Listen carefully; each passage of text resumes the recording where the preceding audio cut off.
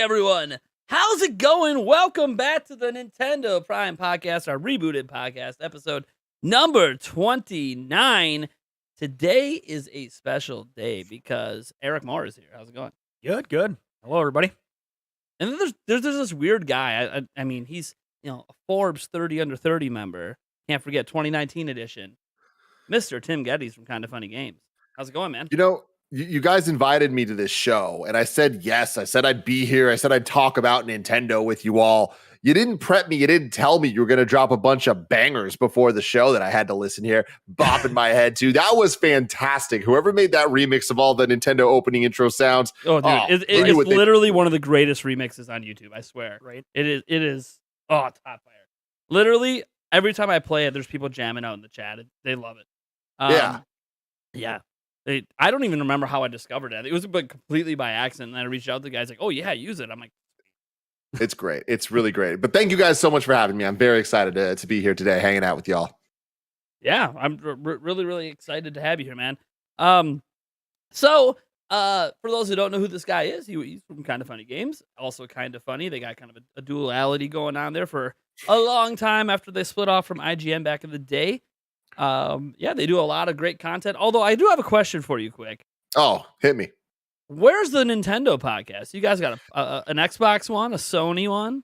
That's the thing, man. Over at Kinda Funny Games, youtube.com/Kinda Funny Games, we have many different shows. We have Kinda Funny Games Daily, which is our daily news show. We have the Kinda Funny Games Cast, that's kind of general reviews and previews across the industry. We have XCast, which is Xbox, and we have PS I Love You XOXO, which is PlayStation. Our lineage really was PlayStation back at IGN, specifically with Greg Miller. So that made sense for us to launch a specific PlayStation show. It wasn't until last year, leading into what is now current gen, leading into then next gen with the Xbox Series X, our boy Snowbike Mike was like, hey, I want to do this Xbox podcast. So we made it happen. Nintendo's so near and dear to my heart. I'm a Nintendo fanboy. I always have been. I always will be. But the problem is, especially in the last couple of years, Nintendo hasn't really given us enough content to be able to make an entire show when we have so many other shows that can cover the exact thing. So the reality is, any big Nintendo thing that happens, we're covering it on the Games Cast. Yeah. Like it's our covert Nintendo show that only talks about the stuff that matters, Yeah. I'd love to do one day. It would make so much sense. And especially with Janet Garcia, who works with us a lot, I'd love to get her on as well. But one day, maybe. I don't think we have a need for it right now. But trust me, we know the demand is there. I just had to ask, because I know you're basically the Nintendo guy of that group. Always have been, always will be. It was just one of those things. I'm like, I gotta ask because I know the XCast got added last year. I was like, okay, what's up with this? Is Tim really gonna let this fly and not maybe push for it a little bit when the time is right? Yeah, there's a lot of factors that go into it. But I mean, a big thing is Xbox with the XCast, especially with Mike. It was like that was the first time we launched a show that was featuring people that weren't full-time Kinda Funny employees. So that kind of allowed us a little bit more. Whereas I don't know if I have the time of the day to add another gaming show to our lineup, and I don't know if there's listeners out there that want to listen to another thing we're putting out. So.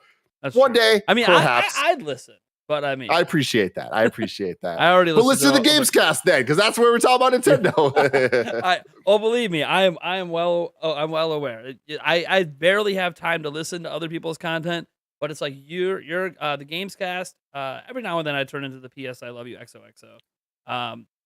But then also Easy Allies podcast. I listen to theirs as well. Usually when I'm doing other stuff in my life, but I don't have time to listen to a whole bunch these days. It was a lot easier when I was younger, before I had children. Then it happens. Things. Shout out to Easy Allies, by the way. Love them so much, man. Huber, baby, let's go. I love the hype, and I love your guys' shirt right now with the hype responsibly. I mean, that's something I have never been able to do. But, we just launched this merch. We've been talking hype responsibly for, gosh, has it been almost 2 years now? We've been saying hype responsibly because. Bottom line is like all these big events, like we got the Game Awards, we're about to get into that in a moment.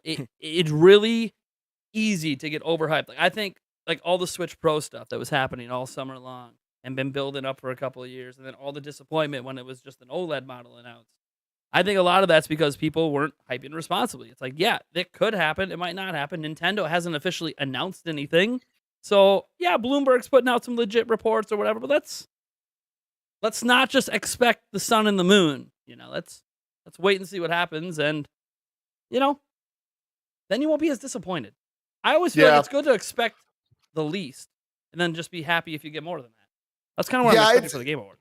Being a Nintendo fan, it has been like that, hasn't it, for our entire lives. But the thing is, at the end of the day, it's like there's a lot of perspectives. I know that later in the show we're going to talk a little more in depth about this type of hype culture and all of that. So I don't want to get too ahead of myself here, but ourselves. But I think that with Nintendo, it's complicated. You say the sun and the moon. A lot of times we're not asking for that. We are just kind of asking and expecting things that seem a little bit more real and like a little bit more simple and a little bit more like, well, no shit, they will do that. Why wouldn't they? And then when they don't, we're like, what? Why didn't they do it? So it's like a double whammy of disappointment where it's like, not only were we hyped for one thing and didn't get it, we also aren't getting what we really truly believe we should be getting. But at the end of the day, we get amazing quality video games, and Nintendo really has a magic that no one else does.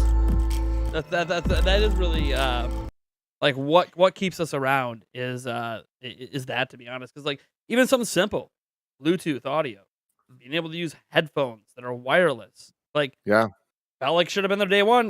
We knew there was Bluetooth. Why don't we it's such a basic feature? Then like even the one thing that really upset me, I guess, at the beginning of this generation, because I was really excited for Switch, was we're back to friend codes again. Why? Yeah. I thought you corrected that on Wii U. I'm confused. That was like one of the good things you did on Wii U. Let's keep that. Wow. Oh well. So let's get into what have we been playing lately? Eric, have you even been playing anything lately? Because I know you've been hyper busy with work lately. What's been going on? No. I know we've been trying to get a Back for Blood session in. Yeah, I know that needs to happen eventually. Got to finish that campaign up. Yeah. At least. No, I think the last time I played was Mario Odyssey on one of my trips out to Rapid City, which next weekend, not this coming weekend, but the following weekend, I'm going back out. So be another game time. And this time I don't actually have anything planned while I'm out there for outside of work. So it's going to be probably a little bit more gaming this time around. So possibly finishing up Odyssey. Are you gonna bring your Xbox Series X out there to play Back for Blood with me? Yeah, try to log that through the airport. mean, it might get checked, and I was gonna say, ask if it's a bomb or something. I have no idea. You do realize that I only travel with a carry-on and a backpack. That's it. I don't check baggage. Light carrier. Well, it's perfect for the Switch, I suppose. Yeah, right. Yep. Yeah. Okay. I mean, I already get funny looks with pulling out 2 laptops, 2 cell phones, my Switch, and yeah. Well, it's like when we go to E3 and they always look at my stuff every single time, and they're like, okay, so you got a laptop, you got this microphone, audio equipment, you got a green screen, you got a monitor. Who packs a monitor? Yeah, Dude. Like we have to live stream from the hotel room plus do our stuff at E3, and I got to edit. Yeah. We have a lot. Pack it up because we're out in Wisconsin. It's a haul to go out there to Cali, so we gotta try to bring the whole studio with. It's a pain in the butt. Airports are just doing their job, but it's a pain in the butt. Life of a content creator, man. It gets smaller and smaller. Shout out to Elgato, man. Honestly, they changed the game when it comes to so much of this stuff, making it so much easier than it used to be. Oh yeah, the fact that I could just pack a cam link now, that is just. That's just another piece of equipment I can just not have to worry about anymore. It's so cool. Absolutely. All right, so Tim, what have you been playing lately?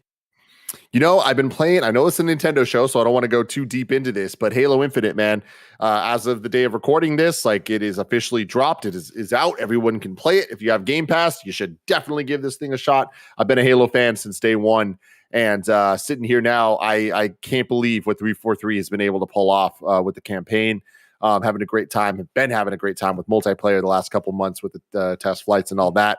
On the Nintendo side, I am kind of going back to my origins as a gamer recently. I've been really kind of hyped on the Analog Pocket that's coming out. Finally, we're going to get our hands on it later this month in December. Do you guys know what I'm talking about? Oh, yeah. Yeah. Okay. So I've been debating on whether I'm going to pull one in or not. I didn't support it initially. Yeah. But I have Yeah. I've been people have been trying to convince me. So convince me. Yeah. Oh, I mean, the thing is, I for people that don't know, Analog Pocket, Analog is this amazing company that makes retro game systems. Yep. You can play original cartridges on it, and it just tries to give the ultimate experience of how it used to be, but now in modern times. And this is their Game Boy that they're making. They announced it like early last year, I want to say. There's been a lot of delays because of supply issues and all that, but it's finally coming out, and I'm really excited. And it seems to be the best way to ever play Game Boy games.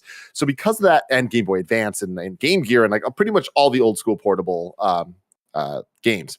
So I've been really excited for it. I can't wait for mine to come in. It fits my aesthetic. I'm real big on like white tech. So I got the white version. There's a black one as well.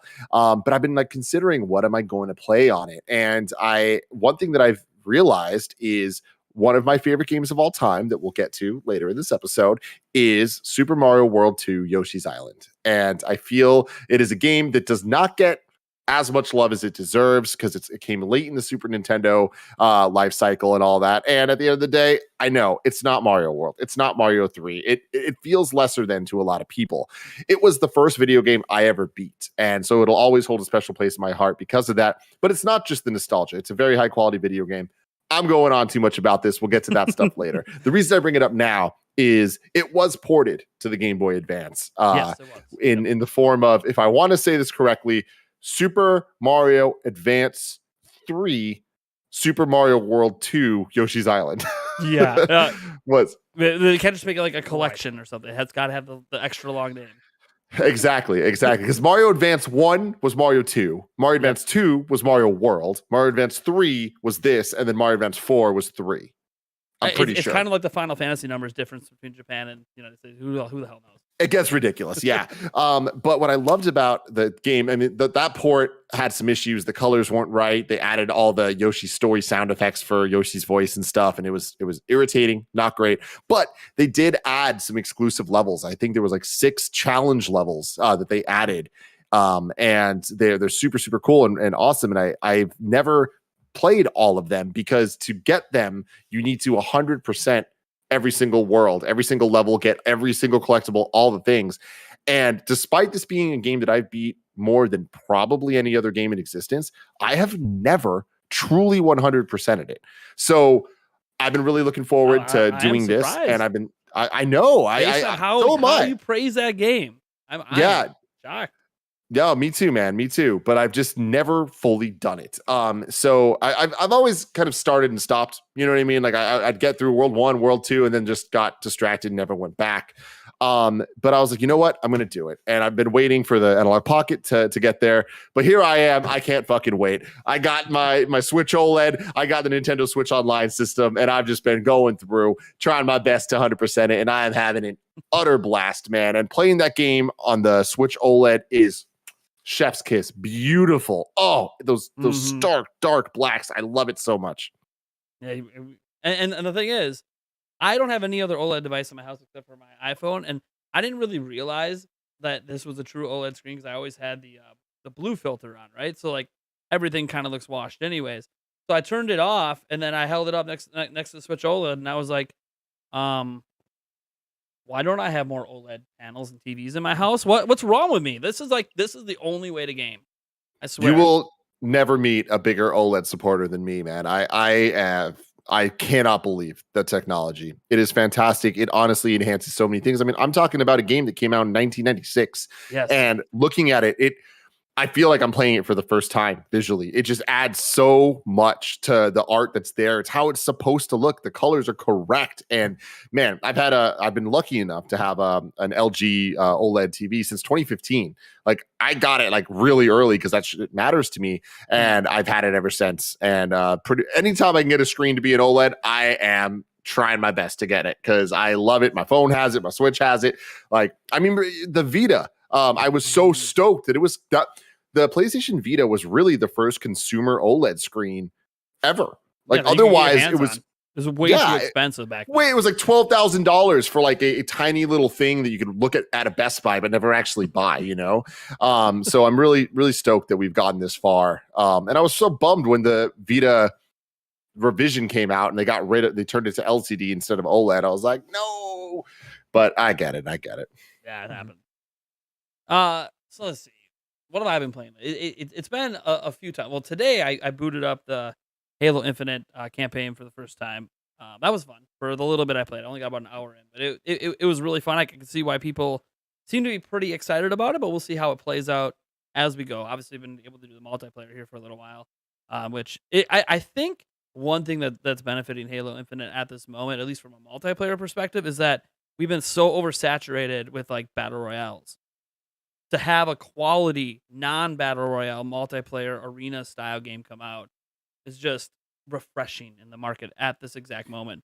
And you can say, some people might say, well, yeah, but what about like a normal Call of Duty? Well, there's a lot of reasons people aren't really caring about Call of Duty at this exact moment, with everything going on at that company. So it's nice to have something that actually plays well.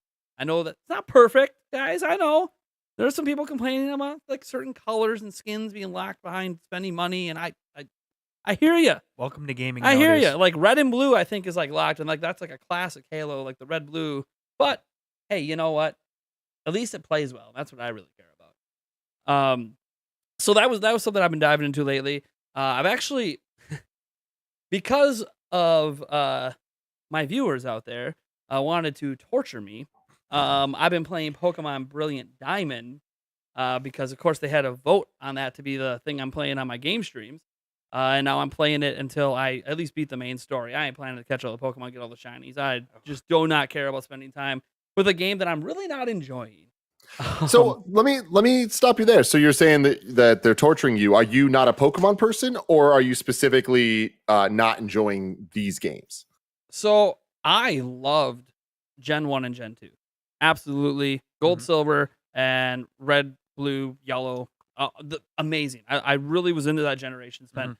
huge chunk of my childhood Yeah. playing those games, early adulthood playing like awesome.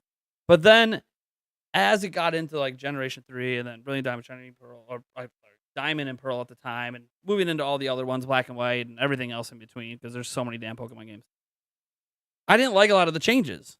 I felt like it was taking something at that time, anyways. This is how I felt back then. That was simple and meant to be this really simple, fun RPG mechanic, and starting to overcomplicate it by all the different things they added in to now get the best Pokemon in the game. Shinies, as an example, like that wasn't a thing in Gen 1. You didn't get shinies. There wasn't like hatching eggs and like trying to get the best combos of things and having all the Gen stat 2 though differences. Yeah, brought all that. yeah, I know. So like I was really into Pokemon, and in some regards I still am in some cases. Like I was all over new Pokemon Snap. I was so thrilled with that one because I've been waiting 20 years for a sequel to what I felt was one of the best games of my childhood on the N64 that I don't know that anybody played. Oh, Um, everyone played it. That time at least. yeah. Yeah. I mean, just like I still miss Stadium and Coliseum. I wish we had something like that still. And I thought like the Pokken tournament stuff like that was all fine. And I'm really like honestly the most hyped I've been for a Pokemon game is upcoming Legends Arceus because it finally looks like all right, we're actually going to do something fresh and different with the franchise instead of just reiterating the same thing, but then adding extra layers of complexity on top. Which, by the way, as I'm discovering in Brilliant Diamond Shining Pearl, there might be a lot of complexities, but unless you're in the competitive scene, it really doesn't matter. Um, because you can just pretty much Shrek the whole game with your starter Pokemon, and it doesn't really matter. So what I'm not enjoying about it at the moment is that, and maybe this is just because I'm older and I've played so many RPGs over the years now, that it's just too easy. Because I don't care about the competitive side. So if I just care about the game, it's just too easy for me. So I'm like Yeah. going through, and it's like, okay, I'm grinding, I'm fighting the trainers, I'm going through the same story that feels really similar to every other Pokemon game I've played. I know there's an Elite Four. I know, okay, Team Galactic. They're like, okay, that's like the Team Rocket replacement, same difference. Um, it just feels very. I understand that it's a remake of an older game, so like, or a remake, remaster. I don't even know what you want to call it at this point. Um, but it's not clicking with me, and I've had this talk before. I don't know what happened. Like, what happened when Gen 3 hit?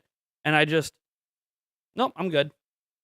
And since then, I've tried several times to get back in. Now I'm forcing myself to beat this because of my the request of the fans. But and like torture is a bit of an overstatement. I wouldn't say it's torture. It's just I'd rather be playing something else. It's whatever. I'll be done with it before the end of the month, anyways. But yeah, I don't know. Like it feels weird because I was such a mega Pokemon fan, and then it just I don't know. I guess I'll wait for another trading card game like they had on Game Boy back in the day. I like that one a lot too. So like I don't know. Yeah. Something just isn't and I know it's like the same for Eric here. Like something just doesn't click anymore. They lost me when they, originally started bashing me over the head with the gotta catch 'em all. And then we expanded and expanded and expanded it to the point where now it's almost, impossible to catch them all. Well, there's no national decks anymore, so I guess you could say you right. got easier to catch them all. Yeah, but I mean, I thought they should have had each individual generation its own standalone. Not be able to carry Pokemon over. Yeah, its own two standalone like generational games. This is how you know you haven't been a Pokemon fan for a long time. That mere idea would just piss off everybody who plays Pokemon. If it never happened. That's why the national decks was such a controversy because. But I mean, if they had never started that, nobody. Well, yeah, I suppose if they never started it, that expectation wouldn't be there, and it would be okay. I can see that. I mean, because then at that point you're kind of treating it like a Zelda game or like a Mario game. It's all standalone. Every game's on its own. Like, it might be a sequel, but you don't need to play any. You got your two, your red and your blue, your black and white, your diamond pearl.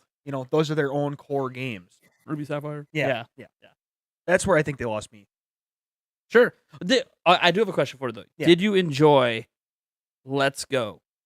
Yes, because that was Gen 1. It felt back to Gen 1. It brought back nostalgia. So, nostalgia's a big factor in enjoying a game like that.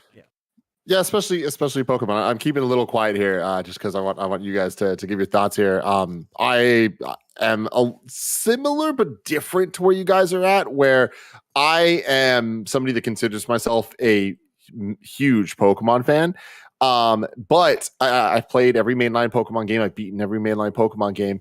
But I am in a similar boat as you guys as, I'm definitely Gen 1, Gen 2 are my faves. I was born in 1989, so that adds up that I was like 8 years old when this thing first dropped, and was as obsessed as you could possibly be, the Target demo, right? But I still really enjoyed the games going forward from that. But playing Brilliant Diamond and Pearl, like I'm not going to complete these games. Like in our review, like we were saying, like there's something about it that is boring to me. I'm not into it. Gen 4 was never my favorite to begin with. I enjoy it. There are elements of it that are fantastic. I think when you look at all the Pokemon generations, like post 2, and not to say that 2 is perfect, because it's definitely not. That is a game from 1998 that like they still weren't really quite sure what they were doing. But every gen adds something, and it's a cool idea. But then I feel like the next gen, they'll take it away and they'll add something else. There's a lot of gimmicky stuff. It doesn't always work together. Something I really do appreciate, though, about Gen 4 is they treat their Elite Four a little better than in a lot of the other generations have, and has some great characters. And I think that character is what really can make a Pokemon story special. So it's not just the same thing over and over and over. Because at the end of the day, that's what it is. It's the same thing. The 8 badges, the Elite Four. You're choosing a starter. It's always the same types of fire, water, and grass, right? Like, been there, done that, we know. And to a certain extent, that's our fault for being 30-plus-year-old men playing these games again. But there's another side to me where I'm like, I don't buy that, because Blue, your rival, Gary, in Pokemon Red and Blue, was an asshole. Yes. Can we say that on the show? Yeah. Oh, yeah, you're fine. Oh, yeah. We can swear. Cool. In Gen 2, your rival was an even bigger asshole. Like, they were actually a bad person. Like, Gary was just kind of like a jerk. Yeah. Right? Yeah. And then I feel like from Gen 3 onward till now, the rivals are always kind of like the dorky, weird friend that like is annoying as hell, but like you don't. It almost reaches a point that it's not a rival. It's almost you're like, I just don't even want to talk to you. Like, I don't even want to battle you, bro. Like, get out. Well, that's exactly what I feel like in Brilliant Diamond right now. Like, I name my rival his name, and it's like, okay, well, yep, you pop up here and there, you dip out, you act like you have ADD, and I honestly just do not care. Like they could eliminate you from the game, and I would just be cool with that. Who Like, let the spaz in? I had more fun. I had more fun. Like, what was it, the Dawn or whoever it was that I helped navigate through the forest to the one town? I was like, I had more fun with you. At least you were like battled with me and stuff. I mean, I didn't need you to. And your Chansey was cool, but like, I didn't really need your help. But hey, whatever. At least it felt more interactive and something different that wasn't there in the first couple of generations. But yeah, man, I think they, based on my experience, they ruined the concept of a rival. And I don't really know that's a big driving factor for Pokemon anymore, going up through Sword and Shield now. But I mean, the problem is, to me, it is, and well, I don't want to it's go a on mo- too long the, about all the this stuff. point of it, I It's always a thought was the problem motive- because yeah. they still have them, and they're still a core part of these Yes. experiences, these games. Like something that I really loved about Sun and Moon, which weren't my favorite Pokemon games by any means, but I did like that they broke up the format enough so that it was something different. We're kind of having these challenges. I don't think the challenges are that great is the problem, but what it did. In addition, everyone always talks about how Sun and Moon is great because it at least did something different. While that's all true, it also did something that I loved more than anything about Gen 2, and that it connected these regions. I love when you're in one region and they're talking about other regions. The fact that you beat Red and Blue and you're in Kanto, and then you play Gen 2 and you're in Johto, going back to Kanto, it's 2 years later that there's been growth and this world is lived in. What's Koga up to? Oh man, he's no longer a gym leader. He's now in the Elite Four. It felt like a world that was growing. Whereas Gen 3, 4, 5, 6, it really kind of just feels like, yeah, we're just making another game. And everyone has their first game. And I'm sure that people feel the same way I do about the OGs as they do the new gens. Yeah. But to me, I appreciate that Sun and Moon, to an extent, talked about Kanto a lot, right? Like they would like reference characters, like you'd see Red and Blue in it. It felt a little more connected, and I really like that type of world building because it's a world, man. Like if we're going to catch them all, and if we're going to have all this stuff, I like when we get these connected characters. It kind of just feels a little bit like going through the motions when here's another professor, here's another rival, here's another blah blah blah. You guys know what I'm saying? Oh yeah. All right. I don't know if I've really been playing much else. I'm like in a Madden 22 league, but no one wants to hear about that. It's Madden, same thing every year. Which I mean, part of me feels like Pokemon sometimes is the same thing every year. But although I mean, they do some different things. It's just a lot of remakes. They've kind of got this cycle now. Like 4 of the last 5 years, we've had a new Pokemon game. We'll be 5 for 5 technically for a little bit because of Legends Arceus. But True. Legend Arceus. We'll save that conversation for January because I feel like we're getting a blow off for that pretty soon here, so that's gonna be really exciting there. So I guess let's get into our first big topic of the day, and that is the Game Awards, which guys happens tomorrow night. Like holy cow, it's here, and what's crazy about the Game Awards is, at least this year, it almost feels like it might be the biggest gaming event of the year. It already was sort of building up to that over the years since it got to the point where Sony backed out at E3, and now this is the only event that has all 3 major platform holders potentially showing games. They're all there at least. They're all acknowledged, plus all the other major publishers and indies devs getting mixed in there as well. Maybe not as much the indie devs compared to like an Indie World or the other indie events from the other competitors out there, but they're still there. They still get recognized. I mean, I don't know if you saw, but Keeley was a couple days ago, or maybe it was even today, saying on Twitter, like we're repping the indies. Like it's not just big guys. Like we're repping them, and like that's awesome. That's mad respect, because I feel like, especially during this year, especially I think in general, really felt like for a lot of the year, it's really the indie devs that were kind of carrying the story of gaming, because obviously there was all the the Medium earlier on Xbox, like way early in the year, and then you had your normal games come up, and then Returnal on PlayStation. Okay, that's cool. But there wasn't a lot happening in between these releases for most of these companies. But there was a lot of indie games coming out. The indies were kind of trying to take advantage of the scene a little bit, which I don't think it was intentional. I think the indie games are coming out every year. But it felt like a year where it was time for, at least from my perspective, for gamers, especially from Nintendo's perspective, when well, that's the thing is, I think from Nintendo's perspective, you're absolutely correct. I think from the industry at large, I think that especially being a PlayStation fan, like there's been a lot, man, with Ratchet and Clank, with Deathloop, with Returnal, with like their rate of releases has been pretty really damn impressive and badass for a while now. I've actually been really impressed with Sony really since like I guess year 3 of PlayStation 4 and on. It Yeah. feels like they really hit a stride and it just hasn't stopped. It's admirable, man. It has not stopped. It doesn't look like it's going to stop anytime soon. And going back to the Nintendo side, like, Take note, Nintendo. I will never ever forget how emotionally fulfilling 2017 was for me. Right. Like the Switch being announced and That it was almost being like, a year. whoa, it is the thing we all were talking about. It is both a portable and home system. Nintendo is going to only have one system they're going to make games for instead of having to divide it between two. So for the first time ever, perhaps we'll be able to get a cadence of releases that actually make sense for a system as opposed to two systems that don't have enough releases. And then 2017 happened, and then 2018, and then 2019. And we're just like, oh my God, Nintendo, they did it. They did it. Mario Odyssey, Breath of the Wild, Mario Kart 8 Deluxe, right? Boom, boom, boom, boom, all this stuff. And then, Animal Crossing, and then it's been kind of quiet. Yeah. But then we got Metroid Dread, so I can't even complain. Yeah, that's the thing. When they come back with the Metroid Dread, I mean, yeah, Bowser's Fury came out in between. That was fine. Hyrule Warriors. Amazing. I love Bowser's Fury. Bowser's Fury. It's so good that I almost wish they split it off from 3D World. I love 3D World, but it's like it almost feels like I think a lot of people missed.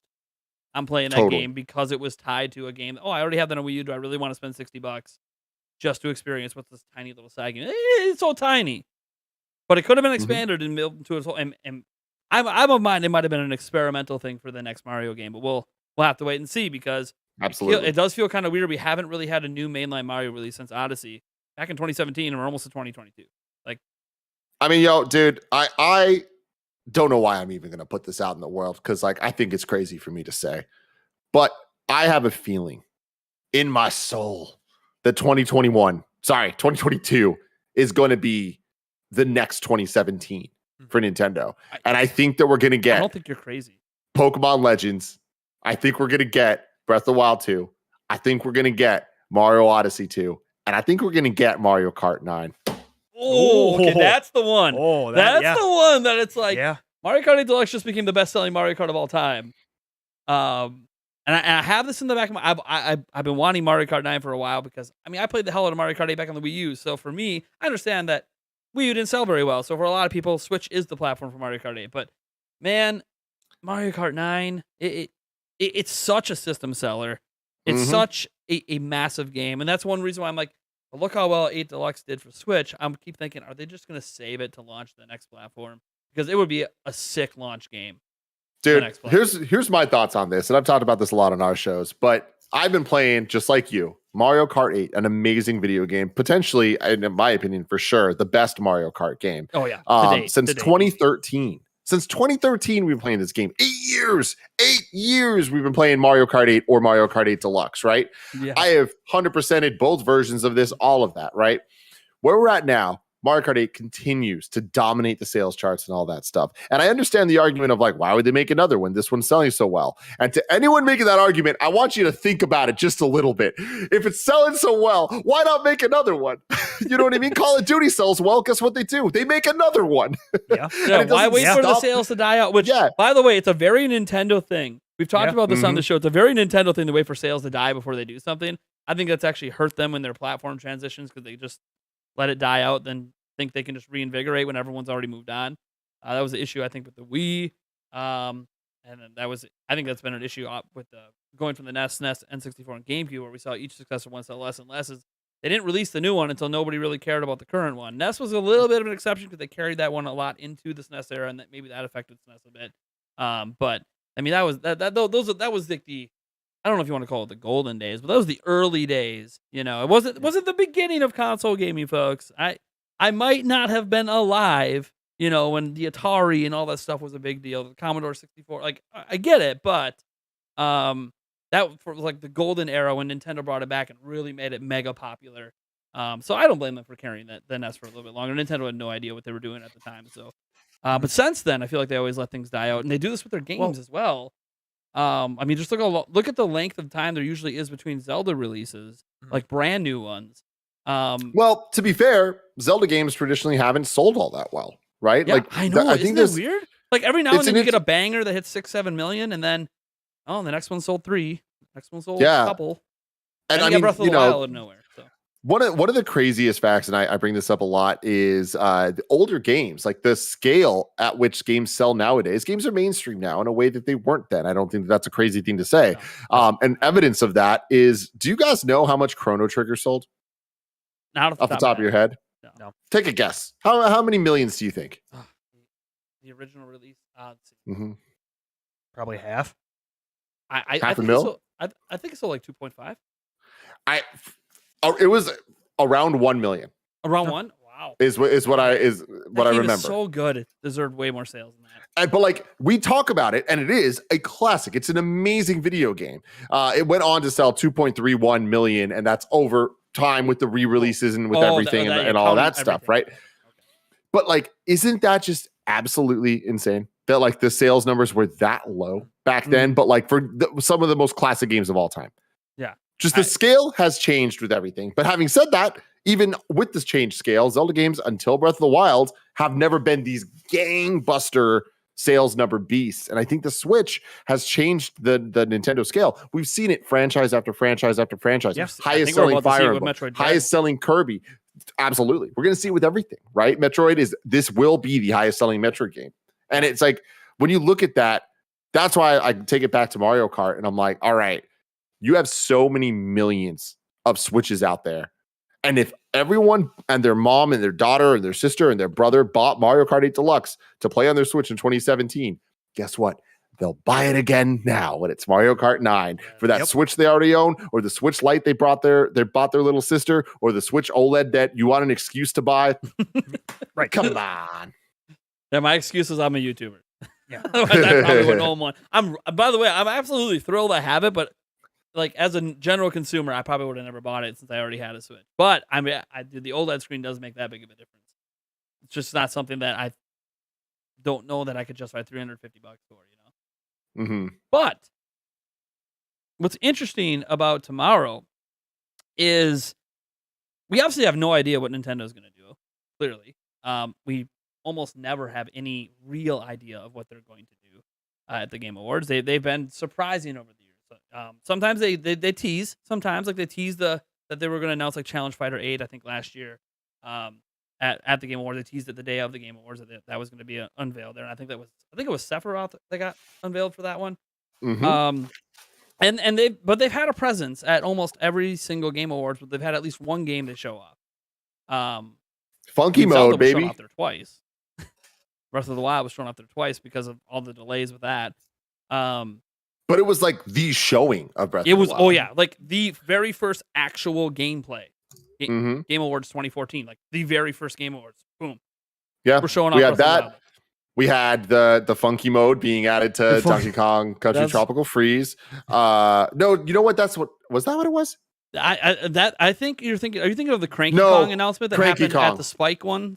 That's what I'm thinking. Yeah, Cranky Kong being playable. The thing that basically I feel like caused the downfall of Spike TV ever doing Game Awards again, which actually ended up being a good thing in the end. I think the downfall there was was Spike a TV. lot of bad things about that. Yeah. But yeah, there was that, and then Joker obviously being in Smash was such a mega moment. Like Game Awards and Nintendo have went hand in hand for many years, but I do think that it's difficult and foolish to try to look for patterns because you're right, Nintendo's unpredictable. So I am equally like, oh, they're going to announce the release date for and title for Breath of the Wild 2 tomorrow. And I'm also like, there's definitely no chance they're doing it. It is 50-50. Like, who the hell knows? Well, it's like you said, like you're on this path that like 2022 is going to be like a repeat of 2017. Like one game you didn't even mention, Splatoon 3. Splatoon 2 dropped in 2017. Amazing Splatoon 3 call. is going to sell 10 million plus copies next year. It's going to happen. Like it might even outsell Splatoon 2 now because there's so many more Switches on the market. It will. It's already It one will. of the biggest games in Japan. It's like it's already going to blow up there. I mean, Japan at this point is basically the country of Nintendo gamers because just nothing's really selling. Every now and then you'll see like a Sony game pop up on the charts when it first comes out and then it just vanishes after a week. Crazy. It's great. I mean, even the Xbox has actually gained a little bit of ground over there. Huh. I've been very surprised to see Xbox kind of growing in Japan, considering how poor Xbox One and 360 did over there. But when you look towards next year, like when you think about what could Nintendo do at the Game Awards, I have no clue. But I know that Nintendo's not stupid. and they know that there's more eyeballs on this single event than there pretty much is anything else that happens. I mean, even E3's numbers this year weren't super impressive. Mhm. Summer Game Fest did get better by Jeff Keighley. That was nice, but even then, last year wasn't it like 83 million people watched the Game Awards or something last year, and they're projecting over 100 million this year. So it's literally the biggest eyeball event. And now, can't forget, Switch is in China now, and that's a big market right now with the Game Awards that they gained last year. So Nintendo's got a reason to also market to them. So it's going to be interesting because we already know about a bunch of big games. I mean, we didn't even talk about like Sparks of Hope is coming from Ubisoft. Like I mean, people might think, oh, it's not that big a deal. You guys know, like the original one sold like 8 million, 8.5. Yeah. Like it wasn't a slouch. Like Great it game. outsold every Zelda game that ever exists. But Breath of the Wild. That was 2017. Look, 2022. 2017. Gonna be a remake. It looks like it's repeating. And the thing is, these are the games we already know. So then, does that lead us to? We're all thinking it's setting up for Breath of the Wild 2 to be released. Is this where it comes in with Odyssey 2? Well, I keep thinking. At the Game I Awards. think the one reason some people have some confidence in Breath of the Wild 2 because they said Breath of the Wild 2 is launching next year. And this presumes they don't keep the tradition of they announce a launch year, then delay it, because that's what they've done with Zelda forever. But assuming they actually hit that target year, well, then it wouldn't really make sense to be at the Game Awards. If it's at the Game Awards next year, it would be for an award, for probably up for Game of the Year or something like that, as long as they didn't botch it, which I don't think anybody thinks Nintendo's going to botch a Zelda game. They usually don't. So they do have a lot. I will say they do have a lot of pressure on them after Breath of the Wild. They really set that bar at a level that Zelda's never been under that kind of pressure. So we'll see what happens. It's always rated really well. We're always reviewed really well. But even Skyward Sword, that some people don't like it was still a 90+ reviewed game. Yeah, I mean, I think that the scale was just different. Where back in the Ocarina days on N64, like that was transformative, right? And like them going to Majora, I think they proved that they got the sauce. They know what they're doing, and I'm hoping that Breath of the Wild 2 kind of follows that trajectory of like, we know what we're doing, and it's gonna be what you think, but it's also not gonna be that at all. Well, you know what I love too is like one of the big things they broke in Breath of the Wild from they broke a lot of traditions, but like, oh yeah, the green garb isn't even a straight part up of anything. yeah. You could find it if you want, It's but blue. it doesn't matter. It's blue. Blue's our color. And like you get to this game, and all of a sudden, here's Link falling out of the sky looking like a Greek god. And I'm like, what? Okay. Like they literally just do not care about Zelda traditions anymore. They're just going to make the best goddamn game they can without any restrictions. And I love that.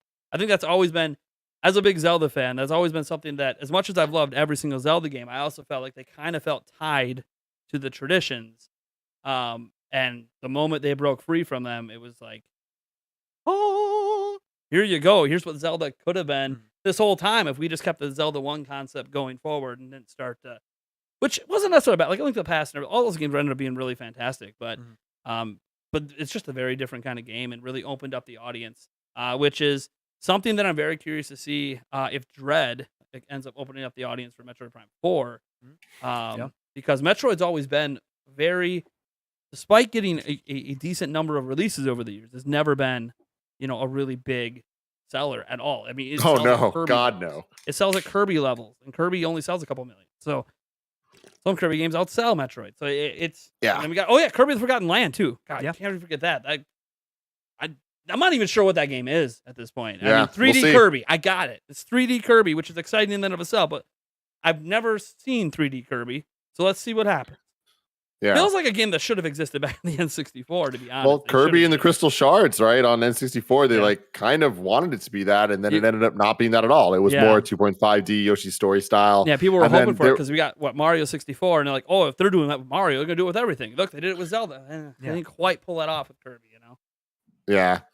I'm not the biggest Kirby fan, so we'll see how this all goes. But yeah, that's the thing. I'm not a huge Kirby guy either. Like basically, I've played. Well, I played, I think, Star Allies and stuff. Yeah, but, that was fun. But I mean, to me, the only one that I really say that I'd ever replay at this point is like Return to Dreamland. But that's that's almost feels like a cop out at this point because that's like the one game that everyone remembers. Like, oh yeah, well everything keeps being based on that. We should break from tradition. Well, they're breaking from tradition, so let's see what happens with that game. I'm cautiously optimistic that maybe they do something because it's like, hey, look. The Switch feels like a boundary breaker. It launched with a Breath of the Wild that broke the boundaries of Zelda. I won't say that Mario Odyssey necessarily broke boundaries. It did a lot of really cool things. But I mean, I think Galaxy was probably a bigger boundary breaker than that. And Galaxies were fantastic. Those games are amazing. And then now we have Pokemon trying to break from tradition with Legends Arceus. So we'll just have to wait and see. Oh, by the way, there's supposedly a new Xenoblade games in the work too, and that was a 2017 game. So Yeah. I have no idea. I mean, it's looking like next year. I mean, just in general for all the platforms, 2022 is looking massive. Yeah, potentially. I still think that it is not rocket science to say, but like we're still in a pandemic and Yes. anything can happen. And do not trust any single date being said. Yep. It's just who knows? Let's take it with a grain of salt times a bazillion. But here we are. Yep. On the And I can day tell of you release one of date. Halo Infinite.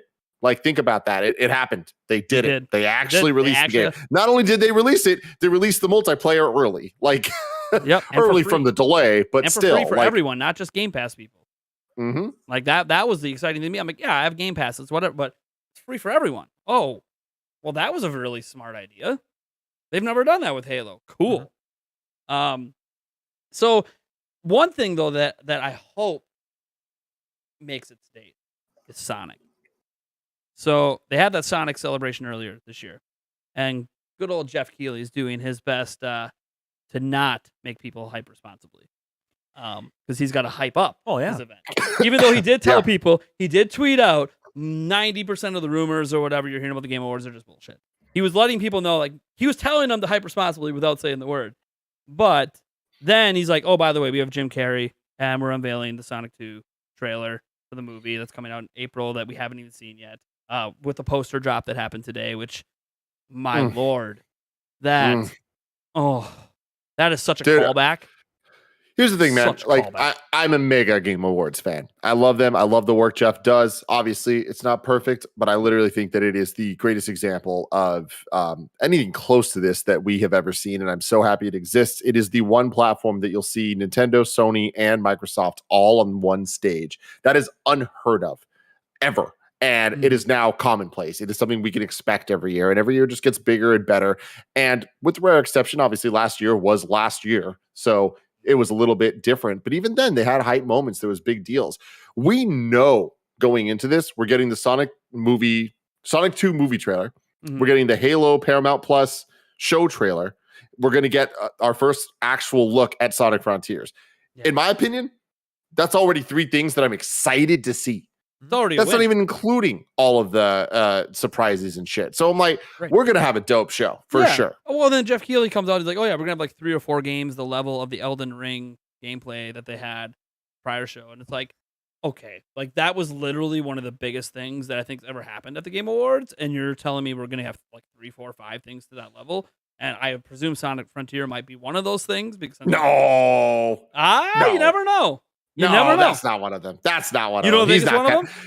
They wouldn't talk about that before it happened. Like he wants to keep the hype and surprise. He knows that Sonic Frontiers is a known quantity. He knows it's going to speak to a audience. He's not talking about that when he's saying those type of announcements. And I also think that we have to keep in mind that the Elden Ring gameplay was like so incredibly hype because people were waiting for the gameplay itself. But like, it's not like it was a game announcement. We knew Elden Ring was a thing, which is why people were excited for it. I mean, that's why, like, if Breath of the Wild 2 was one of those games where you get the first real gameplay, it's like, that's like an Elden Ring moment. That would be mega hype, 20+ million seller potential here. You gotta. Oh, absolutely. All I'm saying is, like, I don't think that the 3 or 4 things on the level of Elden Ring means 3 or 4 things that are the most crazy exciting, you'll never expect this coming announcements ever. I think it's more in line of like, hey, the thing that you really hope is here might be here. Yeah. And that's exciting. Yeah. And that's what me as a Zelda fan is. I'm holding on. Yeah, I'm holding on. Like, I fully expect that it'll be like a Zelda medley or something. Because he said he did mention that they'd be recognizing various anniversaries, and he loves his music, and he's got his orchestra there. So I presume there's probably gonna be some Zelda stuff, some Sonic music, maybe some Metro. It'll be probably some grand medley, for a bunch of different anniversaries. Because this is like a big. There's a lot of anniversaries this year. Yeah, it was. Oh, it's insane. But let me see. So he confirmed the Sonic stuff. He also teased something that apparently he's been working on. He didn't necessarily say it was a reveal, but some sort of thing he wanted to show that he's been working with the company for like 2.5 years to get it at the show. And that's where, again, a lot of Zelda fans got hyped because years ago was the original unveiling of Breath of the Wild 2. Doesn't mean it's going to be that. Could be literally a game that's never been announced. Could be properties from a billion different places that have been, kind of teased and poked at for a while. I mean, there's also Metroid Prime 4, which ended up getting rebooted. If it was a Nintendo thing, maybe it's that because we have no idea what the hell Metroid Prime 4 is going to be because it got development hell, got rebooted, and now we don't know. Um, you know, it, it's going to be really interesting to see what it is. One thing I think is working in the favor of the Game Awards this year too, is that as the world is like slowly kind of coming out of a pandemic and kind of getting back to normal, not everywhere. All those new variants and new crazy things going on out there, but as it feels like we're starting to come out, it also feels like there's a lot of really great things that we're aware of on the horizon. Now, whether or not like Horizon Forbidden West, there's Mhm. another one, but presuming that doesn't get another delay, which I really hope it doesn't because I finally got around to playing the original one, and yeah, that was a damn good game. Oh yeah. So like that's hype for next year. Um, and honestly, I think that missing this year is probably why Microsoft has so like.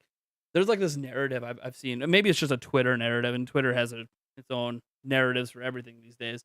But like a lot of gaming journalists like being accused of being like Xbox fanboys right now, and it's like, well, Xbox is killing it right now. Would you expect them just to ignore that fact? Like Sony doesn't have a major game at this exact moment out, and Nintendo hasn't had their major stuff happened in October. You have a Shin Megami Tensei 5 last month, but that's great. But it's not like a super popular IP. And Pokemon Brilliant Diamond is just a remake. Mhm. So, like, what's capturing people right now? Forza Horizon 5 that just blew people's minds with its visuals and its gameplay on everything, even from Xbox, even the Xbox One version. It's like, damn, this isn't a game we thought was possible on Xbox One. And then obviously Halo Infinite ended up actually being a good game when it was in development hell. And we A got an great update game. on that from Like Jason I, Schreier, who's told us how much development hell it was in, and yet somehow we got a good game out of all that. So don't worry about the Xbox bias, folks. The media is just going where the narratives are at the moment. The narrative Ga- is Xbox is doing really well right now. We got to acknowledge it. Video games are in a great place, and I feel like if you are a gamer, there's been no better time across the board, especially when you look at the big three of Nintendo, Sony, and Microsoft. Each one of them is bringing something unique and different to this generation, and I think that they are really killing it in their own ways. And yeah, people are going to have their thoughts, and the console war stuff is so silly to me. I think that the biggest reason for the console war is the people that don't have the luxury of being able to own every console and be able to play everything, and that's a lot of people. But that is a perfect thing for me of looking at it and be like, well, then no one should be upset at what Xbox is doing because they're trying their best to make sure anybody can play this on their computer or on their Xbox or on their old Xbox or in the cloud or on their phone or this or that. Like the future is looking really damn bright for these type of things. And I think that the more high quality games that can be made that more people can get access to is only a good thing. And the moment that you are able to be privileged enough to have access to any game you want, you start to realize like that console wars are stupid. Now, the only good thing about them is there is a kind of fun, going back to what we were talking about earlier, rivalry between people of like, let's bring some heat. You know what I mean? Like, let's have some fun together. Like, I miss the days of the Sega Nintendo kind of Sonic Mario Sega rivalry that it was like, they're dropping quality. Literally straight an up. official ad. Yeah. Like that was awesome back then. And then you even had like more recently, I'll never forget the shade thrown by Sony to Xbox with the Xbox One versus PlayStation 4 reveal at that E3. And like, oh, do you own your games? Do you not own your games? How do you share your games with friends? And the mixed message Xbox One, and then the Sony's like, and this is how you share your game with friends on PlayStation. Yeah. It was like it was clear shade thrown, but it's all in good fun. I don't think Sony meant anything bad. It was just taking advantage of a situation to market themselves. Microsoft brought that on themselves. So they did. That was a messy E3 for them. This it's like you're getting different. Like what was it, Don Matrick at the time? Like just different messaging from him, and then the people under him with different messaging. No one is this a multimedia box? Is it a game console first? Like what is this thing? HDMI pass through for your cable box. Like what are we talking about here? Why are you packing Connect in? That doesn't make sense. That should be out. It was just weird back then. Yeah. But one thing that I think gets overlooked sometimes with the actual Game Awards is that it's an award show. I really like the award. I obviously think they can always be done better every year. I've kind of had the same criticism every year of how some awards just kind of rushed through and rambled through, and Or forgotten. or just forgotten. There was one year the award wasn't even announced, and it didn't show up on their website till like 2 days later. It was really weird. And there are a lot of awards, and I've mentioned before that I think doing a 2-night event might be a little bit better, where they can split some of the esports and community stuff into one, and then do the bigger RPG, action game of the year on another night. But that's just my idea. There could be a billion ways they could make the Game Award presentations a little bit better. I have so many thoughts on this, and I don't think that they're the most popular thoughts for a lot of people, but it comes with a lot of actual knowledge of the industry and how the stuff works and the realities of the back end. And aren't you guys on the panel? I think for the yeah, 90% vote? we have been one of many people that vote for Yeah, this, and one like of many. I can say, like, Jeff cares, man. Jeff Keighley fucking cares about this stuff. He listens to the feedback. He knows what people are saying, and there's just a reality to it all. Of I know that it's easy for us to look at it and be like, oh, it's an award show, but like you're focusing more on upcoming trailers and stuff than you are the actual awards. If they focus on the awards, nobody would watch it, and that's just the fact. Like, there's no getting around that. And the reality is, like, we look at other game award shows, other ones like the BAFTAs or DICE, and people, it does not get the views. Conference. Like, dude, exactly. Like, the award shows exist where the focus is awards, and the mainstream doesn't care. Not even the mainstream. The hardcores don't care. People do not watch it. Take award shows and apply it to the Oscars, the Grammys, all that stuff. It's the same thing. The ratings are going down because it's just such a weird niche thing. And like, we can talk and we can, be on our high horses and be like, we want to see the awards. This is an award show. The reality is, numbers speak, blah, blah, blah. We're here for the announcements. We're also here for the speeches and the awards. And I really think, are doing their best job of trying to make it as entertaining as possible while also rewarding the people for other stuff. There is one side of this that does not get talked about enough. And it's that the awards actually fucking matter. Being on stage, being able to like have the winner, having this moment, all that stuff is very nice and can be extremely, extremely important. I know this from experience. Greg Miller won Trending Gamer of the Year in 2015. Really great speech, too. He gave a speech and he fucking used that platform and he killed it. And I'm so proud of him. And to this day, people talk about that. Oh, yeah. Not every speech is that. And that's okay. It doesn't need to be. But the reality is, Game Awards matter. I saw a whole, anytime we talk about Game Awards, there'll be comments on YouTube and Twitter and everything and being like, none of this matters anyway. Like, it's all a bunch of bullshit, whatever. It is not bullshit, man. If you go to a developer, if you go to a publisher, their lobbies of their offices are covered with these awards. They mean something to them. This allows them to get more funding for their next project. These awards allow them to put things on Game of the Year versions of their games to sell more, to reignite an interest. Game awards are so important to these developers. And then you can go down to the dev level. I mean, you could say, I worked on the Game of the Year. Here's my credentials. This helps me get a better job, a different job if need be. They do matter. Yeah, they matter a lot, and I think there's just like a lot that's not talked about, because just because the award isn't given the entire focus or like talked about on stage and all this stuff at the actual award show, the award itself matters. Being nominated matters. It's not just winning. Being able to say that you're a Game Award nominee is absolutely huge. It gets so many eyes on these games, and I love how many indie titles are nominated throughout all this. And I know people have their thoughts on like, wow, what garbage is this? Like, how are you going to have these games but not this? That's what gaming is nowadays. There are so many high quality games coming out that they can't all be nominated. And sure, some of the topics and some of the categories can be kind of goofy, where it's like, well, okay, family game. What's that mean? Is it essentially just best Nintendo game of the year? Yeah, I mean, right. I don't know. Like all the nominees but one are Nintendo games, and it's like, okay, but like, what do you consider a family game? Like, so one of the Nintendo games on there, okay, but that's like a solo game experience. Is that family? Like, when I think family, I'm thinking like more party like experiences. You play with everyone on a couch, co-op. Yeah. Like, that's not what some of these nominees are. So what is this? Is it just these are E-rated games? So that's what we're going. Yep. It's weird. And then there's the other side that is like, there's a category of like best strategy or sim game. A simulation game and a strategy game are completely different. Right. Not even in the same realm. But neither one of those alone is going to have enough nominees to justify its own category. And just a little inside baseball for everybody, like, and this is public out there, but like, the way these things are voted on is there are these 100 outlets or whatever. Kind of Funny is lucky enough to be one of them. And we nominate games. And for each category, our team needs to nominate 5 games. If we cannot nominate 5 games, our votes don't count for that category. Okay. So guess what? Best fighting game?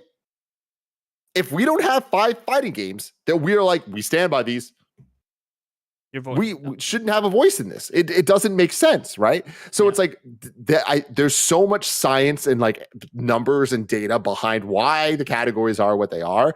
And Jeff and the team are trying to showcase games. They truly love games. So I don't know. I just wanted to, I'm sorry to be on my soapbox here, but I just think Game Awards are a truly special thing. You're fine. I have been defending the Game Awards like crazy against a lot of those comments that come out, because I've always felt the Game Awards mattered. I was one of those people watching it on Spike TV, really interested in who was winning. I might not be making the games, but I recognize that there's an importance here. There's an importance of recognition that goes beyond, like, I'm a gaming commentator. We talk about games, and I recognize how important it is to just get that recognition out there. Totally. You can disagree with the nominees. You can think it's rigged. You can think whatever you want, but the recognition matters. And so when everyone tells me the awards don't matter, they don't matter to you. That's fine. That's your opinion. That doesn't mean they don't matter. They matter to somebody. And for developers, it probably matters to every single person on that team. Heck, absolutely. There are some people that I hate this, but there are some teams that tie bonuses to even getting nominated. So it's Metacritic ratings as well. I don't like the way some of those companies tie their bonuses to things get complicated with all that, but I mean, that's the company's problem, that's not the company's Game Awards problem. Not every company's that way. So real quick, I'll be right back. I need to run to the bathroom. Sorry, guys. That's all right. Yeah, you're all good. You're all good. You're all good. So Eric, we got the nominees for Game of the Year, right? Yep. So Resident Evil Village, It Takes Two, Psychonauts 2, Metroid Dread, Deathloop, Ratchet and Clank Rift Apart. Now I know personally you pretty much haven't played any of those games. Correct. Okay. So as an outsider, you're just looking at it. No Nintendo bias. The Nintendo bias is always Metroid Dread, Metroid Dread, Metroid Dread. Yeah. Like what one of those games, as someone who hasn't even played them, do you think deserves to actually win that crown this year? I know with our betting special, I am 90% sure I picked It Takes Two. Yes. What little I've seen played of it, it is absolutely phenomenal. It's probably the best co-op game, period, in a long time. So there's that. I know the little we've seen played of Psychonauts 2, it was a really good game as well. I wish I could play that. I mean, actually I can, because Xbox Live. At Game Pass. Damn it, Jesus. But yeah. No, I think they all probably deserve to be there. I haven't played any of them. So quick thing. We had a super chat from Miles Dolding. Thanks so much for the $5. He says, if there's a most anticipated game award, which there is, and Breath of the Wild might get its first award. We'll see what happens. There's a lot of great games in that list. Don't you think it would be fair to have the most disappointing game award? And I think there's a fairness there from the standpoint of, it would make sense, most disappointing. But there's also, do we really want to use this giant platform with 100 million people watching to shit on games? No, because that's basically what most disappointing is. It would be shitting on games. Yeah, and like there's game developers that put 70-hour work weeks for 5 straight years into these games, and if it disappointed people, they don't want to be reminded on a national platform, on a worldwide platform, that their game disappointed millions of people. Like, it'd be a shame award, and we don't want that. We want to celebrate games. We don't want to shame people. So look.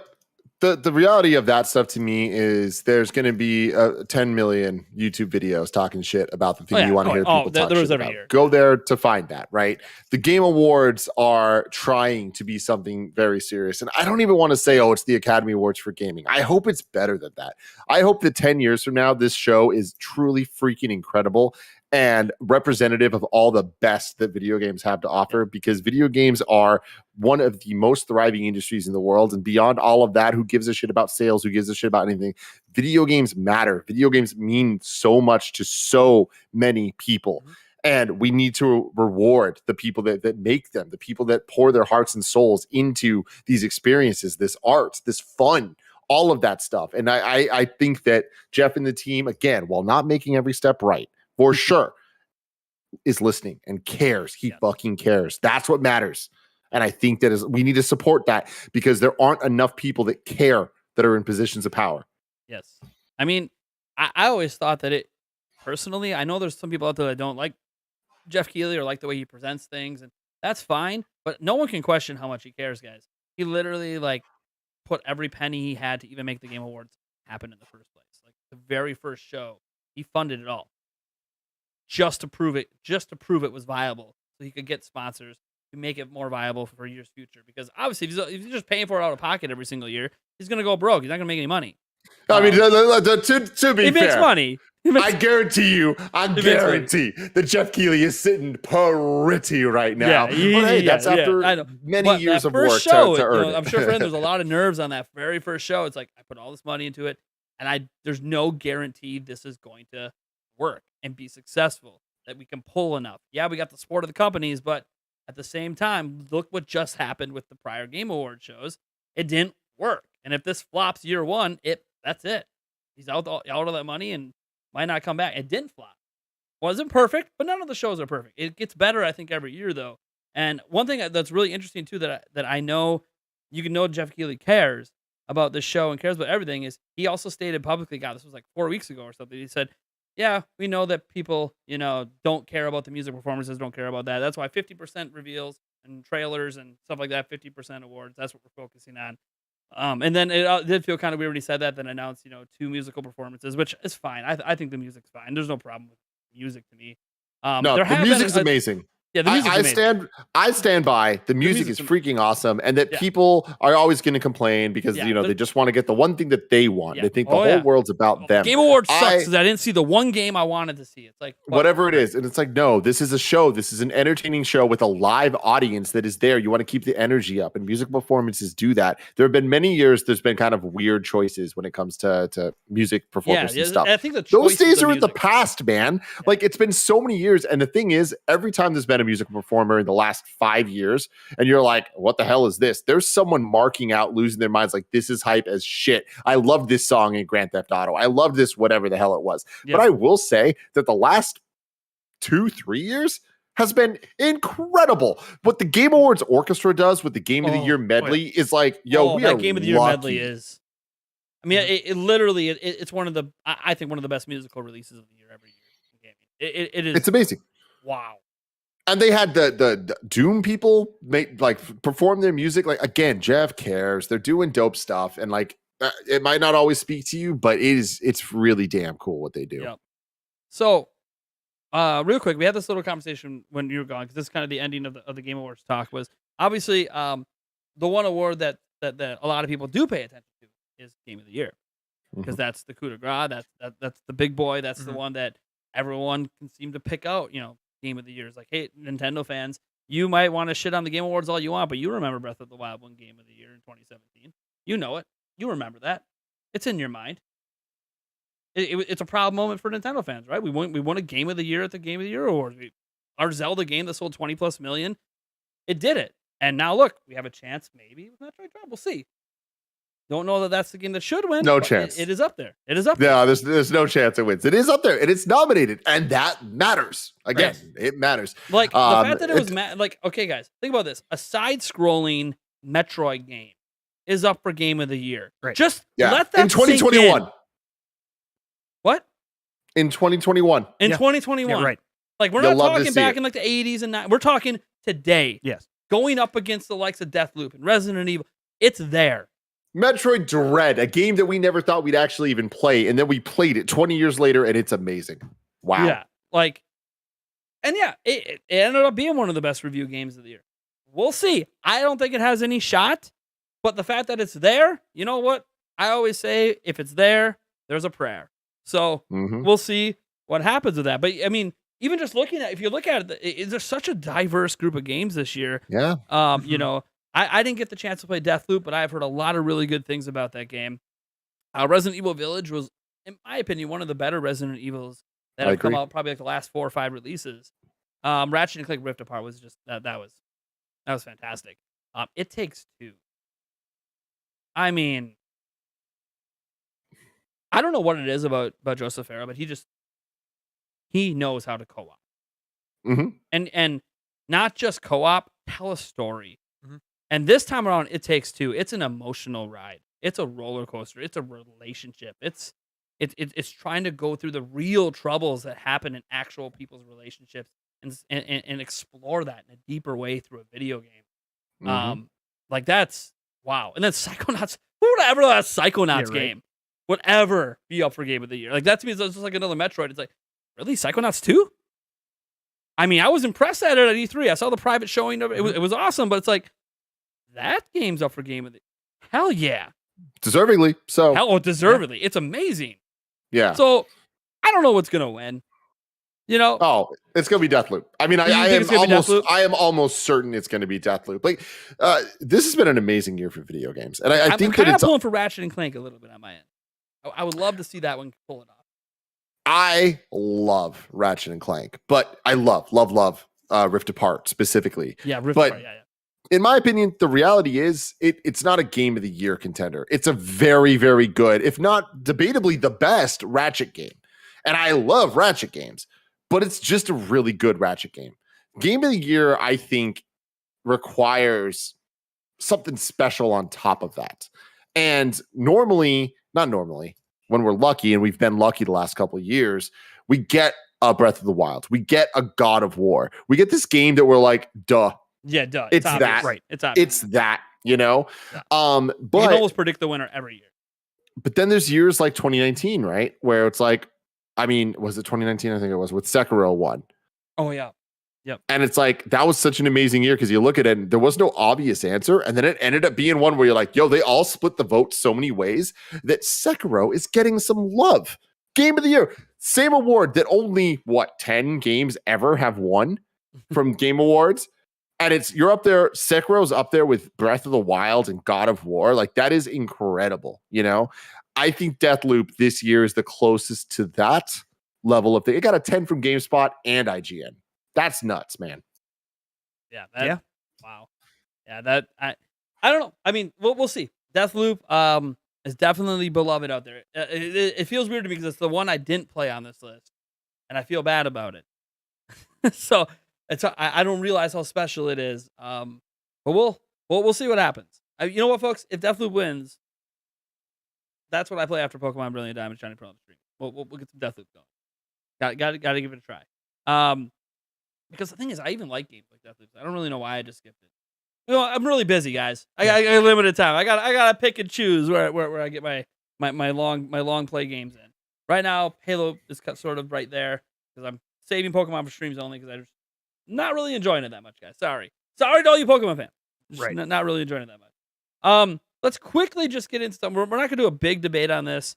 But I am curious what our top 5 games of all time are at this exact moment, because what made me think of this is I had some kind of funny videos just kind of looping in the background while I was doing homework last week, and then one of the old episodes came up with Tim's top 5.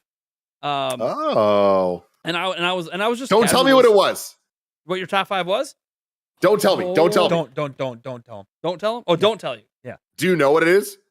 Because Yes. I don't know what I said there. Yes, I do know. It's gonna be very interesting to see what you say now. Oh, I love that. Okay, great. I do know. Yep.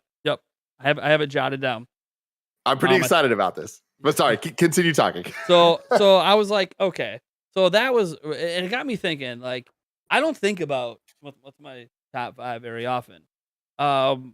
It's just not something I worry about. I just play games and enjoy them. And there's games I'm nostalgic for, and games that meant a lot to me growing up. And I just kind of leave it at that. But after listening to it, I'm like, you know what? That's a good conversation, Mike. Because I bet you even Tim's top 5 has massively changed since back then, or it's not massively, partially changed in some way. Because I feel like there is a wave of games that have just happened in the last 6 years. It's impossible to ignore.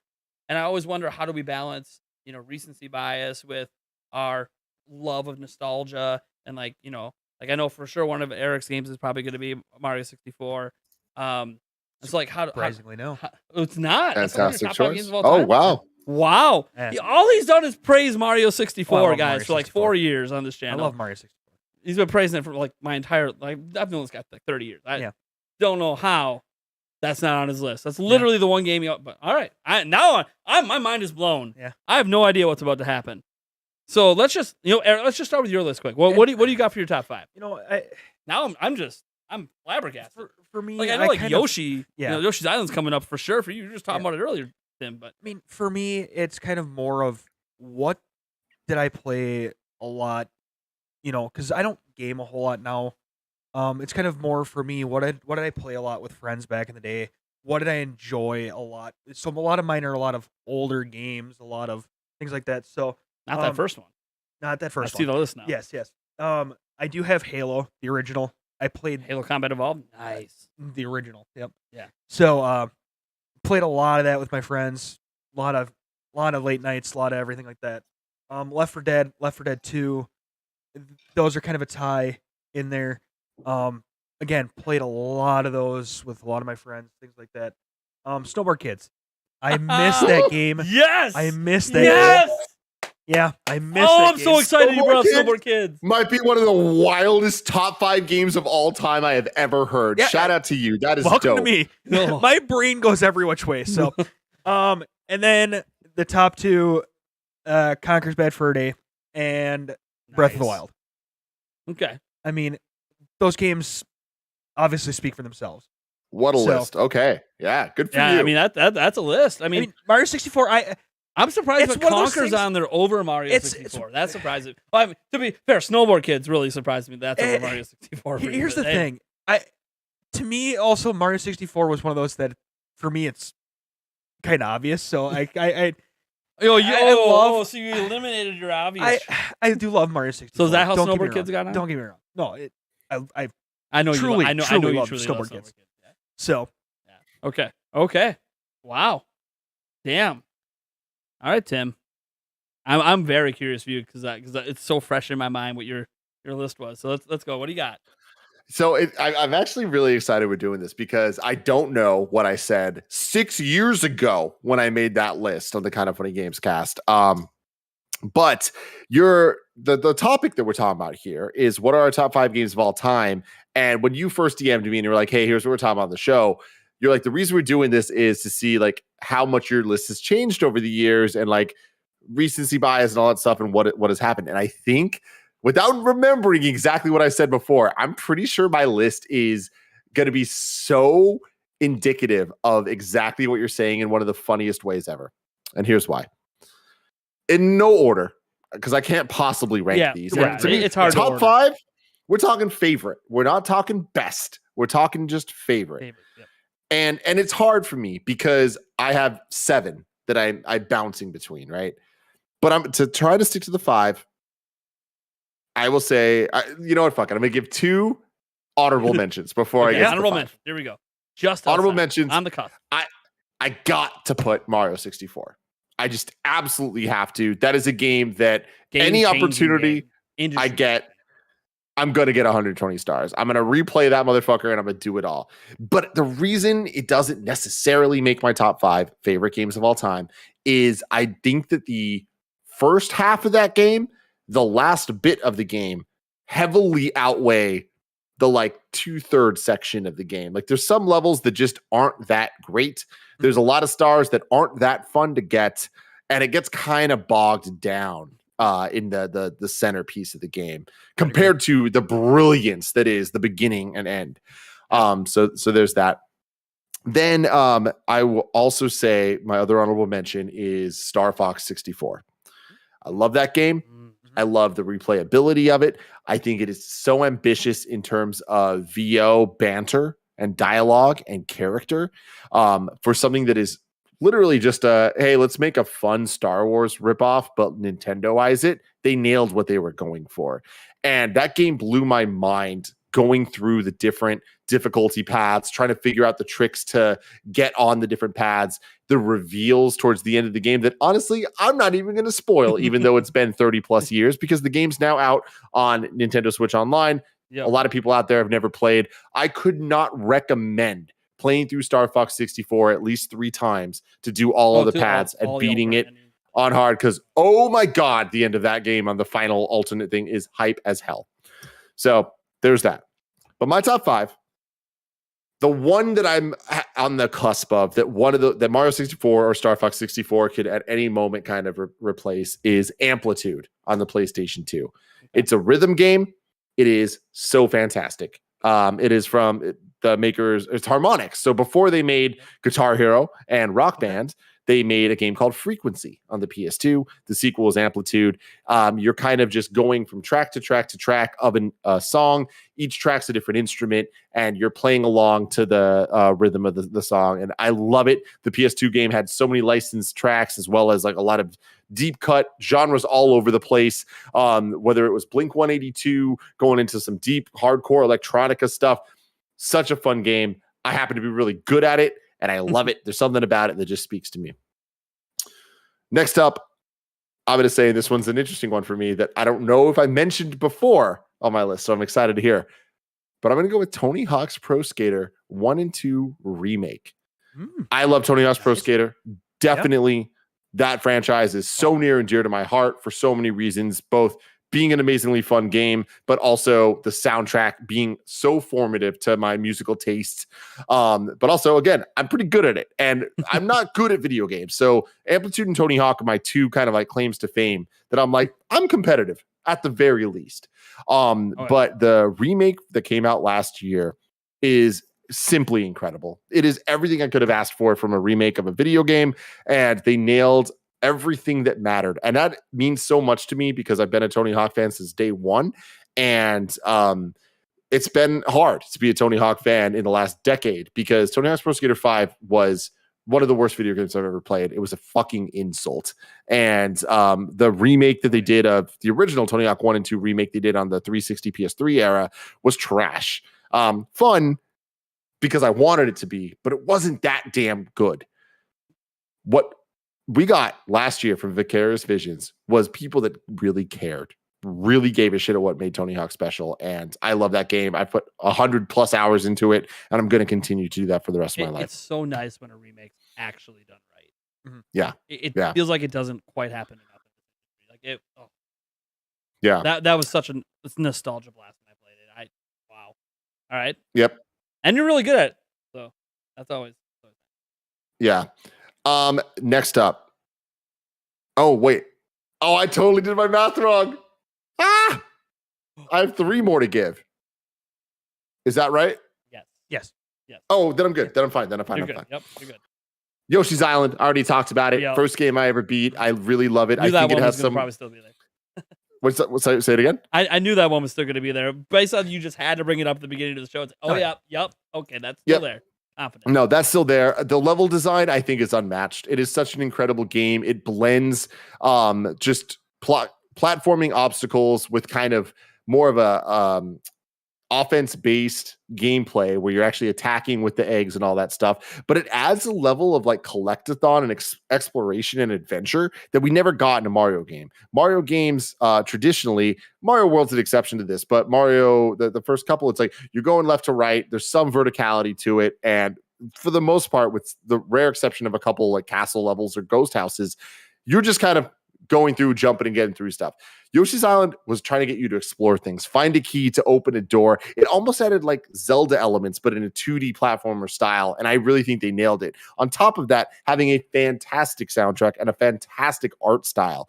And it is, in my opinion, the last unique Mario art style we've seen. We hit Mario 64 and it's looked like that ever since. Whether it's New Super Mario Brothers or any sequel, Mario now has a defined look that's clean and dialed in, and we know what the Mario movie next year is going to look like because we know what Mario looks like. Yep. Compare that to back in the day when Mario 1, Mario 2, Doki Doki Panic, whatever, Mario 3, Mario World 2, every single one, unique art style from the ground up that gave you something special.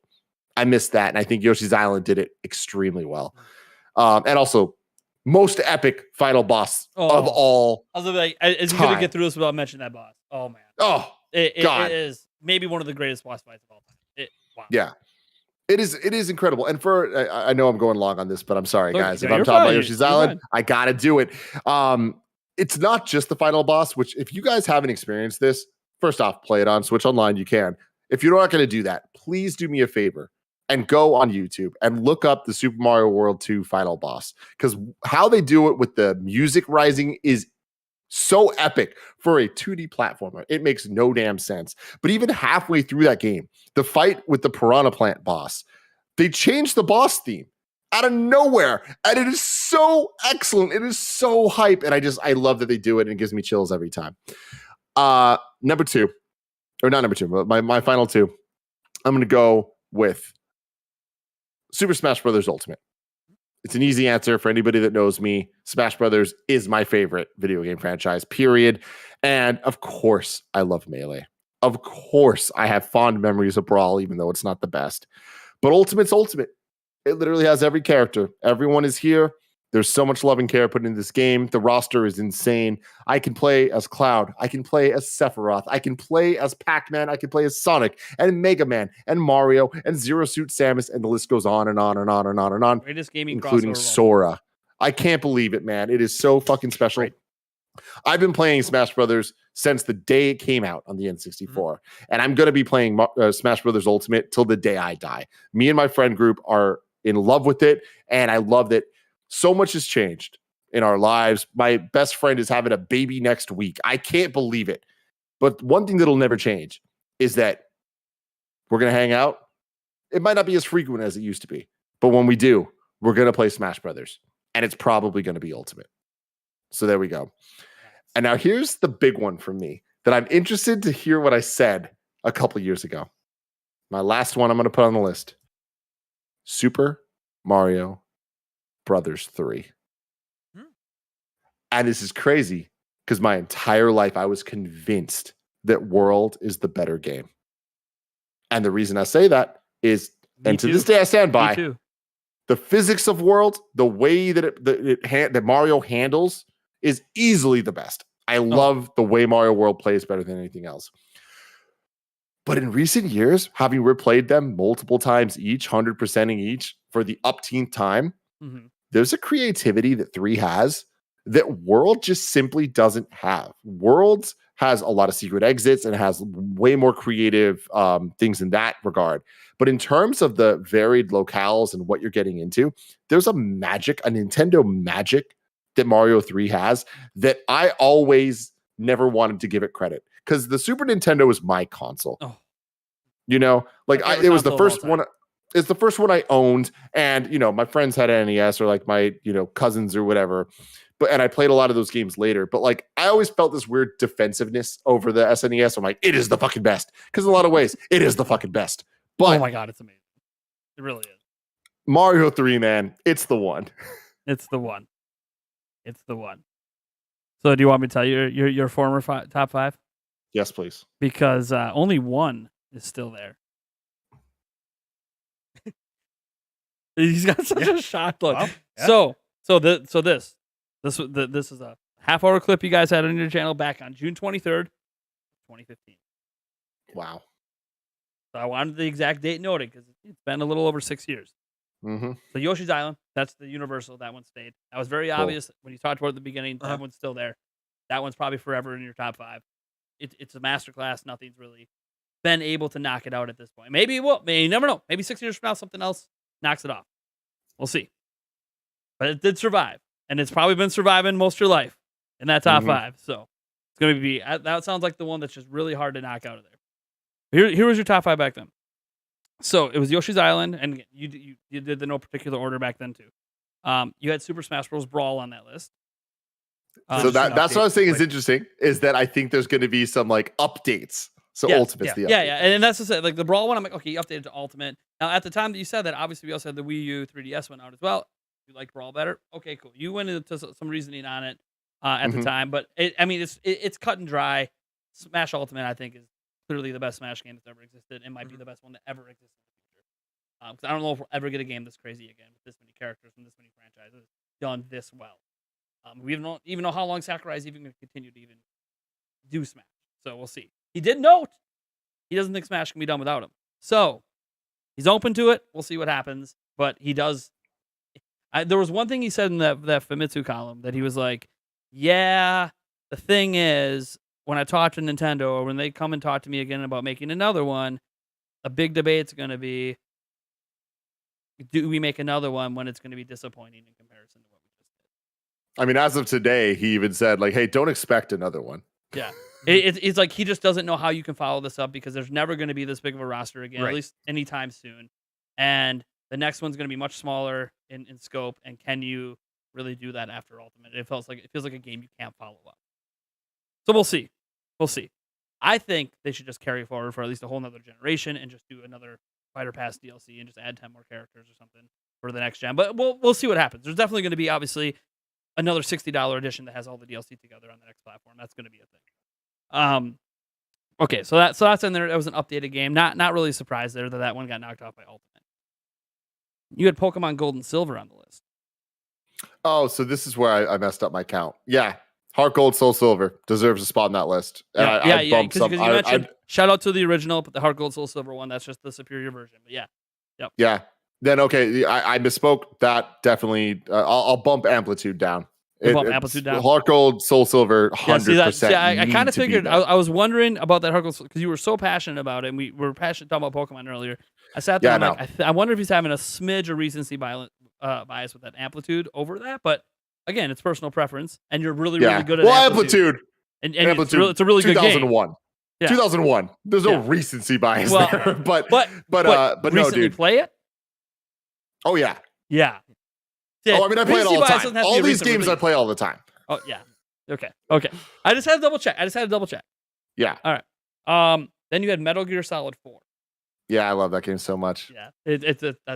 That's probably almost pinnacle Metal Gear. It's. I mean, it's the culmination. Is it the best Metal Gear? No. Is it my favorite? Absolutely, because it delivered. It did all the things I needed it to. I do think that being a little more objective nowadays, I'd bump that down a little bit, but it's still probably top 10 for me. Oh yeah.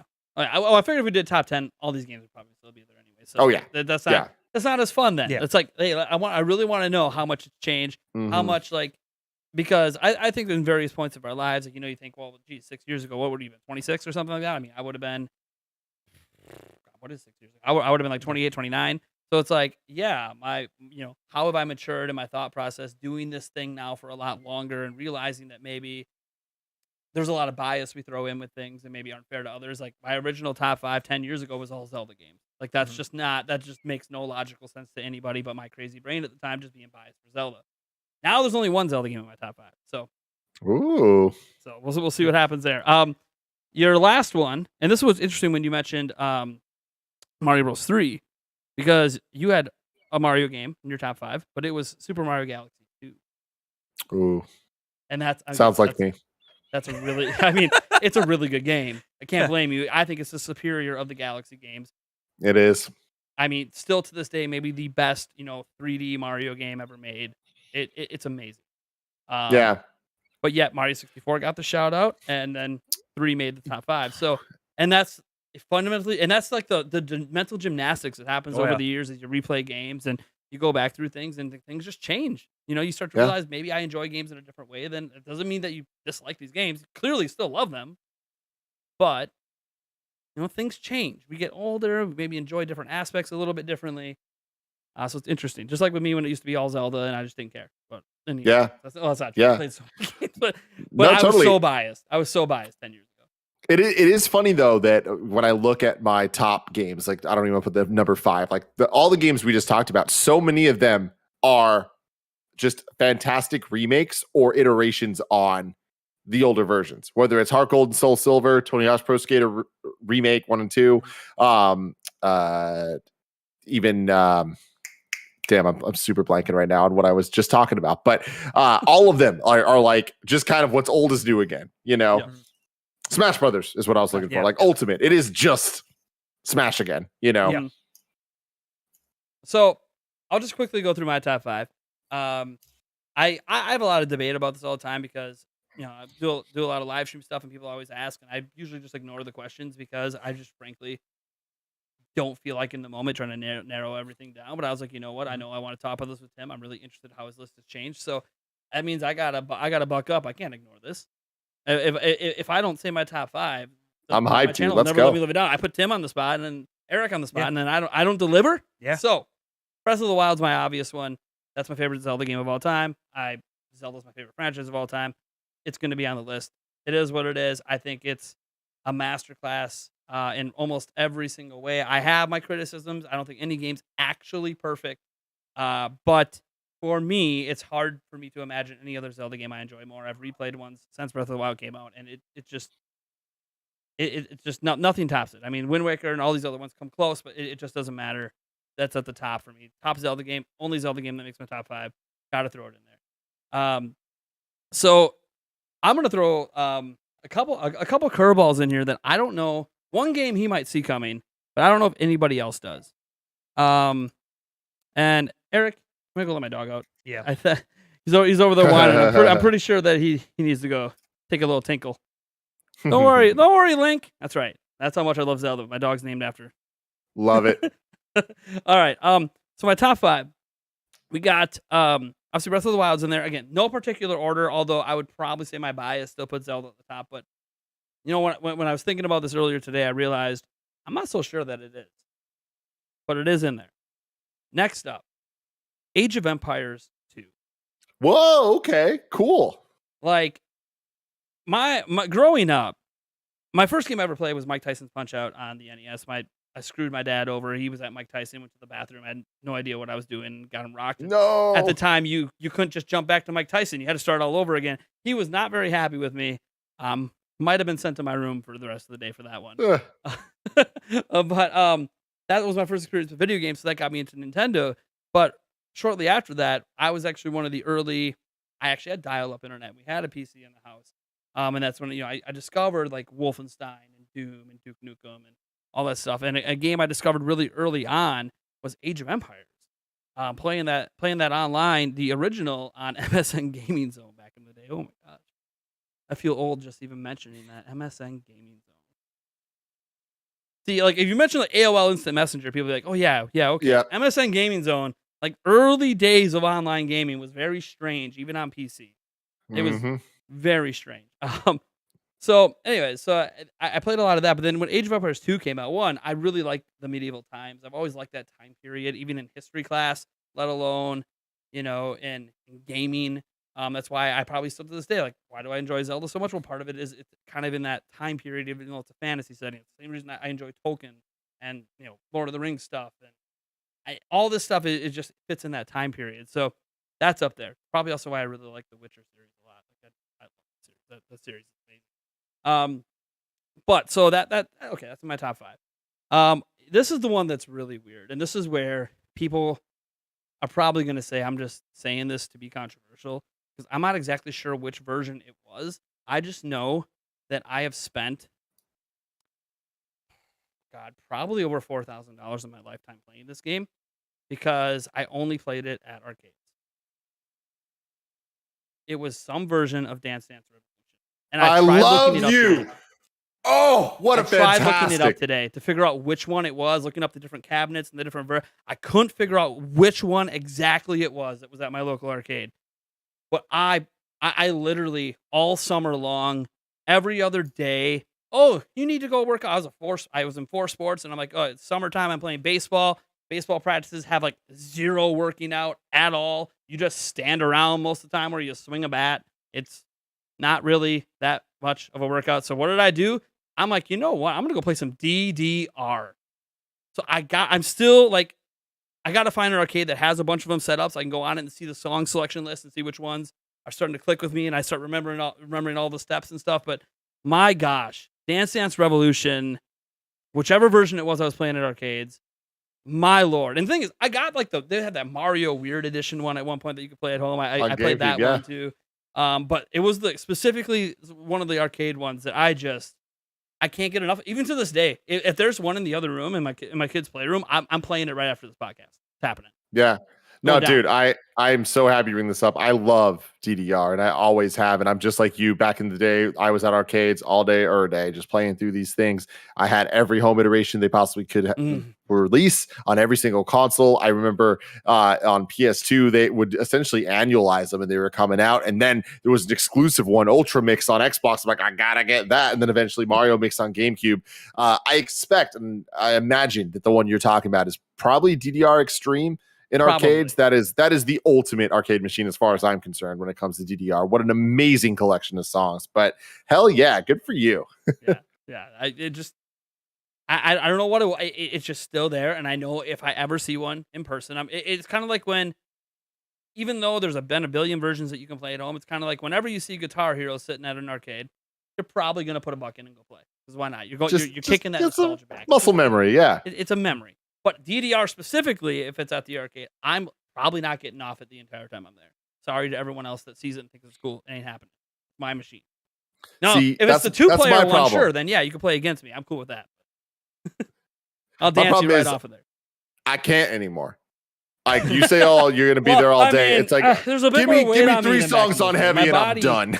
My body creaks a lot more. I feel like I might make it through a song, but I don't know if I could make it through the marathon anymore. No, you can't. You can't. I'm telling you right now, man. It's sad what happened to our bodies. Let me just say, I mean, it was a lot easier when I was like a 4-sport athlete and in shape all the time. Now it's kind of like, yep, haven't had a reason to be in shape in quite some time besides just worrying about your personal health. So I'm winded from coming downstairs.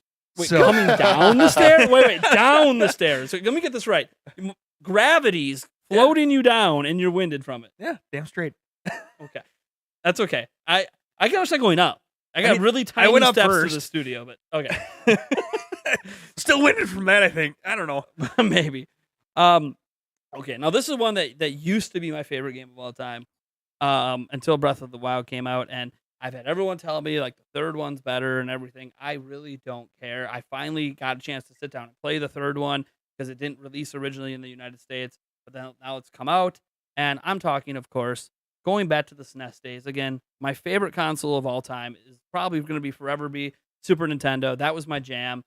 I don't know if it, I've talked in the past, like Switch is kind of creeping up as that library's growing, but it doesn't have everything like SNES did back in the day. It just had everything that wasn't Sega exclusive. It had everything. That's the only caveat with Switch. It doesn't have everything. But Secret of Mana. Oh, okay. I played a lot of RPGs growing up. It was just my jam. JRPGs were just a big thing. And that what was really cool about that one is it wasn't your traditional, like it was sort of turn-based, but it wasn't. It was action-oriented. It was live, but you could pause it and choose and tell your guys to do different things and stuff like that. So you could kind of make it feel turn-based, but it's not turn-based at all. It's live action. And it was my favorite game of all time. And Trials of Mana and everything everyone tells me is better. I don't really care. You guys can think it's a better game. I finally beat it. It's just not. And maybe that's a nostalgia factor. Maybe it's because I was a kid and just literally every time I see that game, I just instantly have to replay it. It was on the SNES Classic. The box back there. Like every time my kids pop on the SNES Classic, when they're done playing, I said, "Hold on, I gotta play those Secret of Mana." It's just we're not turning this thing off until I get like a good hour in this game. So like it used to be my favorite game of all time. So it's still up there. I love that game. Oh, I love that game. Hell yeah. I'm like right now. I'm like, okay, guys, do we just stop Brilliant Diamond and just start Secret of Mana again? I'd so much rather be playing that game and telling you guys about why every moment in this game is amazing, even from a storytelling perspective. I mean, we're talking SNES with multiplayer in an RPG. What? 3 different characters. 2 of them, by the way, are female. Like this is yes. Anyways. Sorry, I'm getting to stop thinking of the mushroom part of the game. Yeah. I love that game.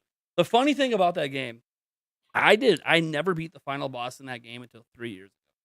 Whoa, it was your favorite game of all time. Final That's kind of dungeon, fun. I could never get through that final dungeon. And because the thing is, there's plenty of games. You know what? If I'm stuck for so long, especially years and years, I'll eventually just walk through or watch a video and just try to figure out how to get past the one part, right?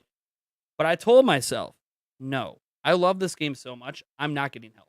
I'm not asking anyone. I'm not looking it up. I'm not watching the end of the game. So I never even knew how this game ended for 20 plus years of my life. I had no idea how this game ended.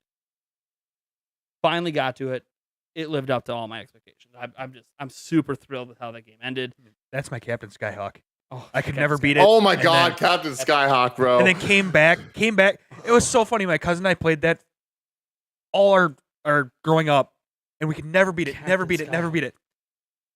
10, 15 years down the road, came back, and all of a sudden, just like first try, right through it. I'm like, what? No way. Yeah. Dude. Oh my God. I need to go back and try. I hope they put that on Switch Online one day, because like I have never beat it, and I would love to beat that game. Like it is the docking parts were so hard. Yeah. So this last one, I had a little debate with this one because there's a lot of games. Like I haven't mentioned much from like PlayStation or Microsoft, and I got so many that are right on that cusp of getting up in there. But then there's 2 games from Square Enix that just sit there, and I'm not sure which order I put them in. And one of them is I think I'm gonna make this my honorable mention is the U.S. version of Final Fantasy II. I'm not even sure if that is the original Final Fantasy II because there was all these number issues back then. But it had the airships, it was awesome. Had Cecil, it was an amazing experience. Not the Mystic Quest, guys. That's a totally different one. That one was fun too. But the Final Fantasy II one with the airship, that one was really great. That was 4, right? Yeah, I think that was actually 4. I don't know. Yeah. The numbers Japan back then. 2 was America 2 was Japan 4, and America 3 was Japan 6. It had the red cover on it on the SNES cartridge. I don't know. It was so I was confused back then. I'm still confused today. So Final Fantasy early days are just so confusing until you get to like 6, and then it finally kind of standardized from that point. Yeah. Well, kinda So, until you got to 10-2 and 13-2, and yeah. Okay. I mean, X. Yeah, that's not even. Then you got Final Fantasy 15 online, but then like what the hell? I don't know. That's just Final Fantasy Crystal Chronicles original release. Yes. That's my multiplayer game that makes this list. Oh, okay. Yeah. Now you can play it solo. You can beat the whole game solo. Not a big deal. Kind of like Triforce Heroes and all these other. You can beat it solo, but it's best experience with friends. Mhm. And the most amount of time I have ever played with your friend Chris on any game was Final Fantasy Crystal Chronicles. Oh, yeah. We hundreds three and of us. hundreds and hundreds of hours playing that game, and everything about it, just when you're playing with friends anyway, felt perfect. Yeah, someone's the pot bitch and everything, and but that just kind of added to the charm. Like, all right, yeah, I'm gonna be the pot. Oh, we ain't moving on to you. Go pick up that fucking pot. No, Yeah, you right. pick up the pot. No. I'm trying to level up. I'm trying to get this. I want to get this. I know what's up here. I know what's like. Yeah, right. So like, it was just that fun thing. Like, I'm really surprised I didn't put Mario Kart up there because I have a lot of affinity for Mario Kart 8, and then obviously lots of nostalgia over Mario 64. Like Mario Kart 64, it's just my god. I mean, that was at my birthday parties. I mean, even track and field. I mean, my whole didn't list get could have back been to my just birthday 64 games. I Yeah, mean, it that's could've been, me. could've been. Huh. But yeah, Final Fantasy Crystal Chronicles. And the thing is, I was being unfair to this game for a while because they did a remake, a remastering, and it sucks. It does suck. It literally destroyed it. I couldn't get more than like 2 hours in, and we just said nope. Yeah. Nope. And I thought maybe, just maybe, I just don't like this game as much as I used to. So then I went back and played the original GameCube version. No, they just screwed it up. They screwed it up bad. It just shouldn't exist. They should never. They should just bring it to like a virtual console, which again we don't have. So, and just bring the game, bring the original game, re-release it on the eShop for like $15 and call it a day. It's so good, and bring it to all platforms. I'm all about let everyone play every game that's out there. I'm all cool with that. So, oh man. That yeah. So I guess that's my top 5. No particular order besides I still have that Zelda bias that kind of sort of keeps it up there, but I think it's just a bias that just keeps it in the top 5.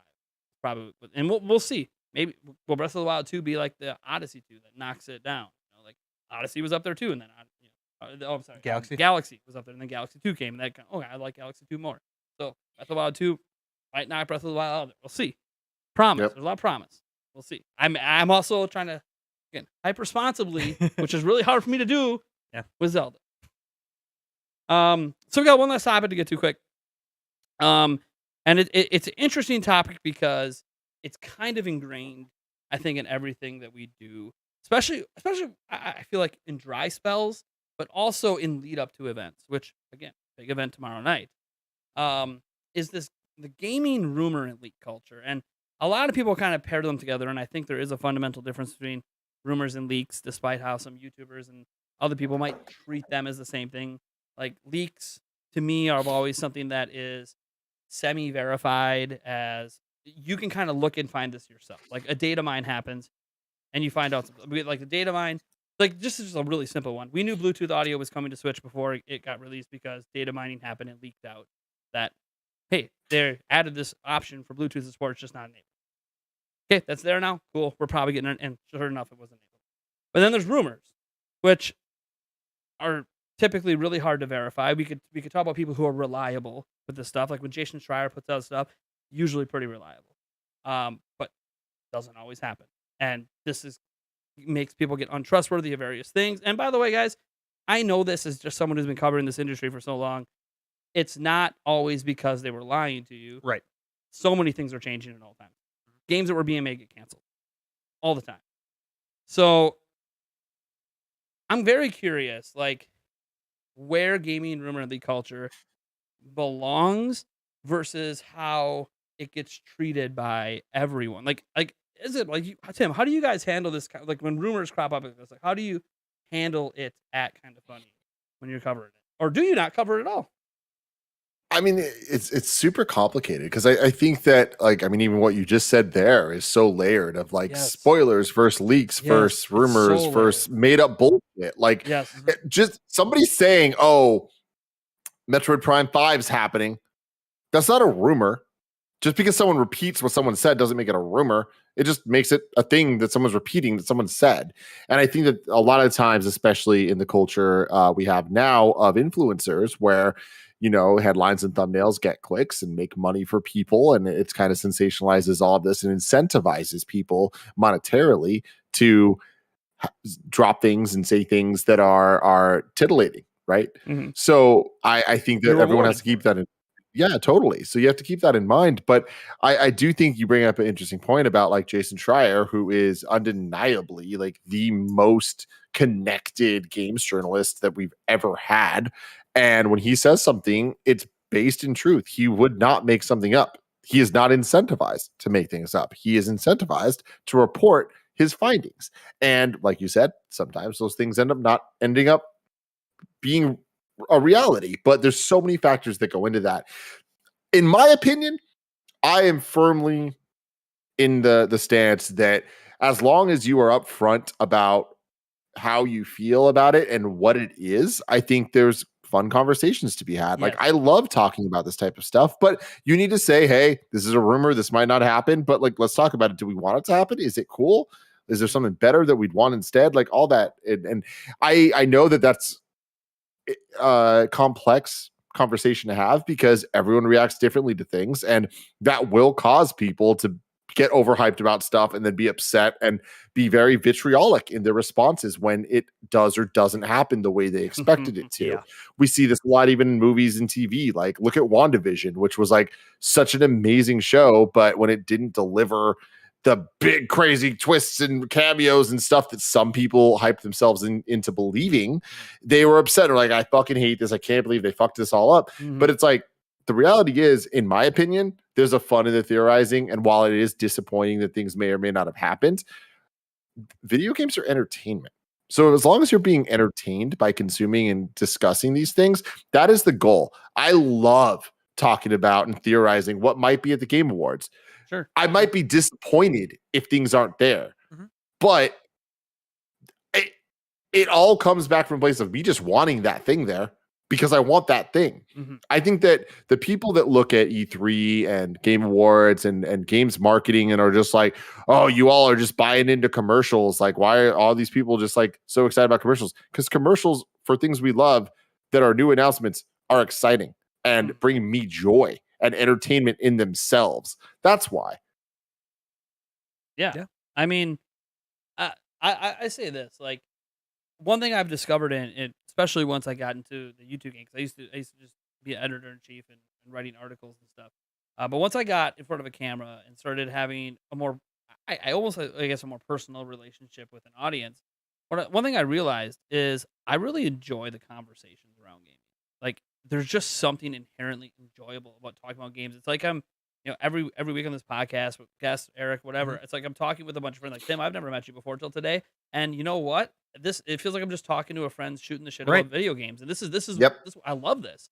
And Hmm. a lot of times that's kind of what, like, even when if I cover a rumor or a leak or whatever, like my audience knows I don't sit there and pretend this crap is real. I have no idea. I literally will put Yeah. a tinfoil hat on my head to kick Yeah. off the video Yeah. to let you know this might be some crackpot crazy stuff. I'm not The sitting here Grinch telling theory. you this is happening, Yeah. but I'm talking about it because I want it to happen. This is interesting. I Right. want to talk about this. Um, Yeah. and I think that people need to understand, in some ways, because again, because I talk about this stuff, I obviously will get backlash for it. Mhm. And don't shoot the What, messenger. yeah, don't shoot the messenger or whatever you want to say, I mean, and the hype responsibly stuff. yeah. It's a lot of understand that. I mean, why do you guys consume my content or versus anybody else's content? Why do you consume anything? Yeah, I presuming you get some sort of value. Maybe it's informational. Informational, that has value. Informational stuff has value. Tutorial content has value. But I'm a conversationalist. I'm talking about games. I'm not making the games. I'm not marketing the games. So, I mean, you could argue there's always marketing because you're talking about them, but I'm not paid to do that kind of stuff. I get paid off of your views by me talking about the things I want to talk about. Mhm. And I think it gets misconstrued sometimes. Um, That you're that I'm entertainment. starting I or view my channel as I'm like, I don't call it an entertainment channel, but I'm here because I want to talk about games. And I just hope people want to listen. And if you don't want to listen, it's cool. But I try to be very careful about my coverage of this stuff. Like there was one, like 4chan's like almost always off limits. Like never talk about anything on 4chan. Ever talk about anything on 4chan. I think like 3 times in the history of my channel have I ever mentioned anything on 4chan. And all 3 times were because I know this is fake as hell, but man, is this like the coolest idea I have read in a hell of a long time. Well, it's funny you bring that up because infamously, I mean, 4chan, yeah, 9 out of 10 times is Yeah. fake as all hell, and someone just said some shit and it's not real. But there is that 1 out of 10 That times one, where it yeah. is 10 out of 10 on the nose, including the Switch's launch lineup. I will never forget a 4chan rumor screenshot that looks like all the rest of them with this crazy list of video games you're looking at, and you're like, Mario Odyssey, okay, interesting. Super Bomberman R, Yeah, okay. Super Street Fighter 2 Ultra, like no way. And yeah, then all of a sudden it's like, yep, that's the lineup. Yeah. Yeah. And that's the thing. And like people always ask, like, how do you choose what to cover tonight? It's just what I want to talk about. Like if there's a rumor about Breath of the Wild 2, yeah, I'll tell you right now, it's 99% fake. I've been covering Zelda rumors for 20 plus years. Telling you right now, things don't leak from Zelda, like ever. You don't get leaks unless the caveat is there's going to be Zelda at an event like E3 because there's marketing material that gets set up at E3 and that gets leaked out sometimes from people who get access to the show floor. So there's been times we've been able to find out some stuff like the lanyards as an example back at E3 2016. Those were obviously leaked out before people even had public access to those lanyards. So like, yes, that kind of happened. But in general, like if you're in the middle of February and a rumor pops up saying, "Oh yeah, this is the title of Breath of the Wild 2," bullshit. I've been covering Zelda forever. A title has never leaked, and I know that. But if it's a fun title that presents a fun idea, maybe I'll bring it up on something. I want to just talk about it as a neat idea, with the caveat that yeah, this isn't going to be real, guys. I mean, if it is real, cool. But it's not. And like I think I talked about one of the times I talked about 4chan. I think it was just like last week or the week before. I can't even remember what it was for. It was just some neat idea, and I talked about it. And some people got, oh look at this, he's such a 4chan clickbaiter, and I'm like, okay. First off, thank you for giving my channel an opportunity.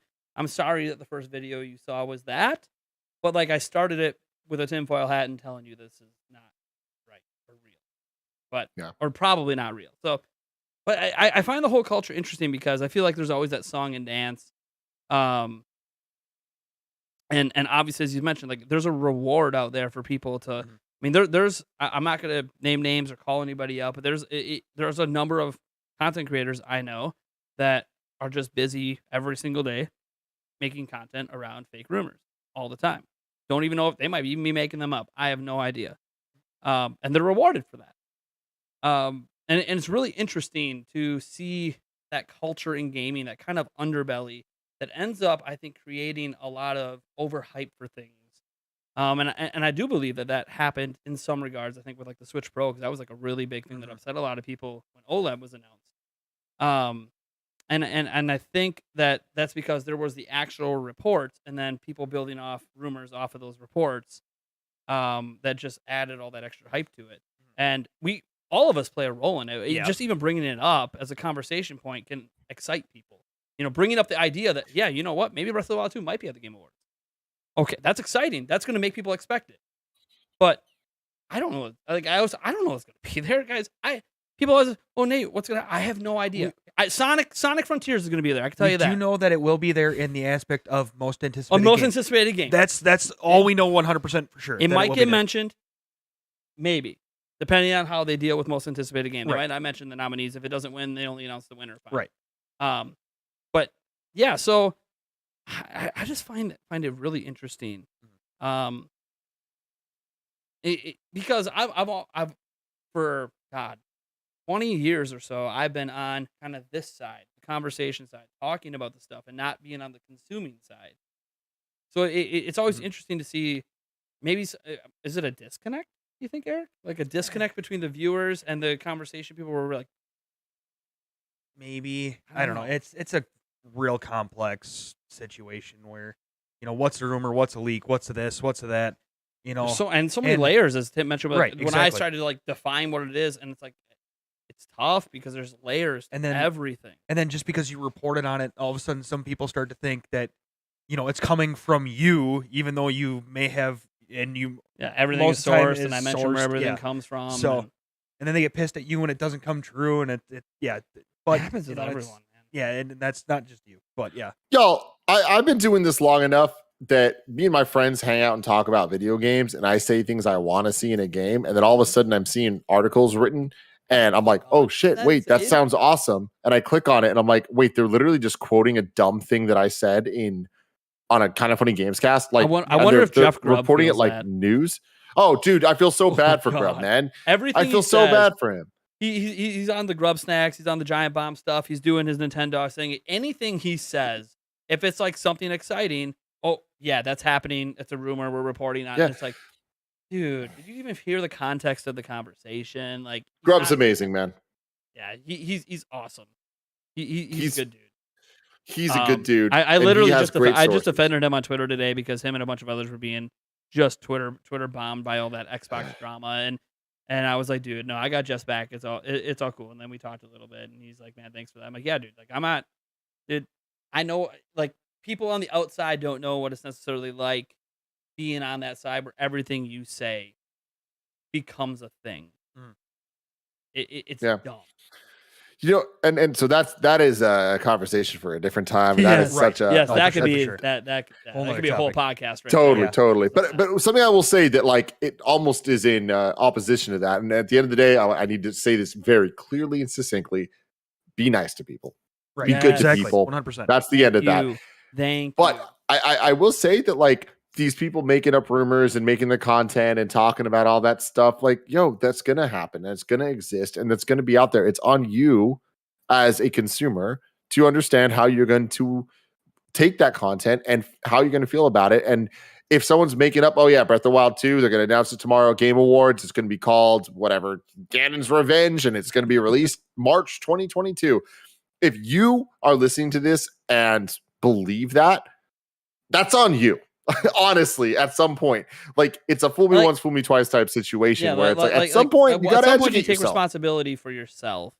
Yeah. You know, how long has like the world, especially the world of the internet, beat into your head? Don't believe everything you read. Don't believe everything you see. Don't believe everything you hear. It doesn't matter what outlet it is. Don't believe everything because there's so much opinion mixed in with facts, mixed in with people pushing narratives or whatever the case might be. It's like that's why you're supposed to come to your own conclusions. You're not just supposed to consume something and just that's what's going to happen. Let me get really excited or let me get really angry. And it's like, no, come to your own conclusions, do your own research if you're interested in finding out more about what the heck they're talking about. And if you find out there is nothing there, then guess what? It was probably just them talking about their opinion and you just tuned in at the wrong time and don't have the full context of everything that was being taught. And feel like that's the way about like Jeff Grubb. I'll see like a clip taken out and tossed out there. It's like, okay, that's a clip. Yeah. Did you watch the half-hour conversation leading to that statement?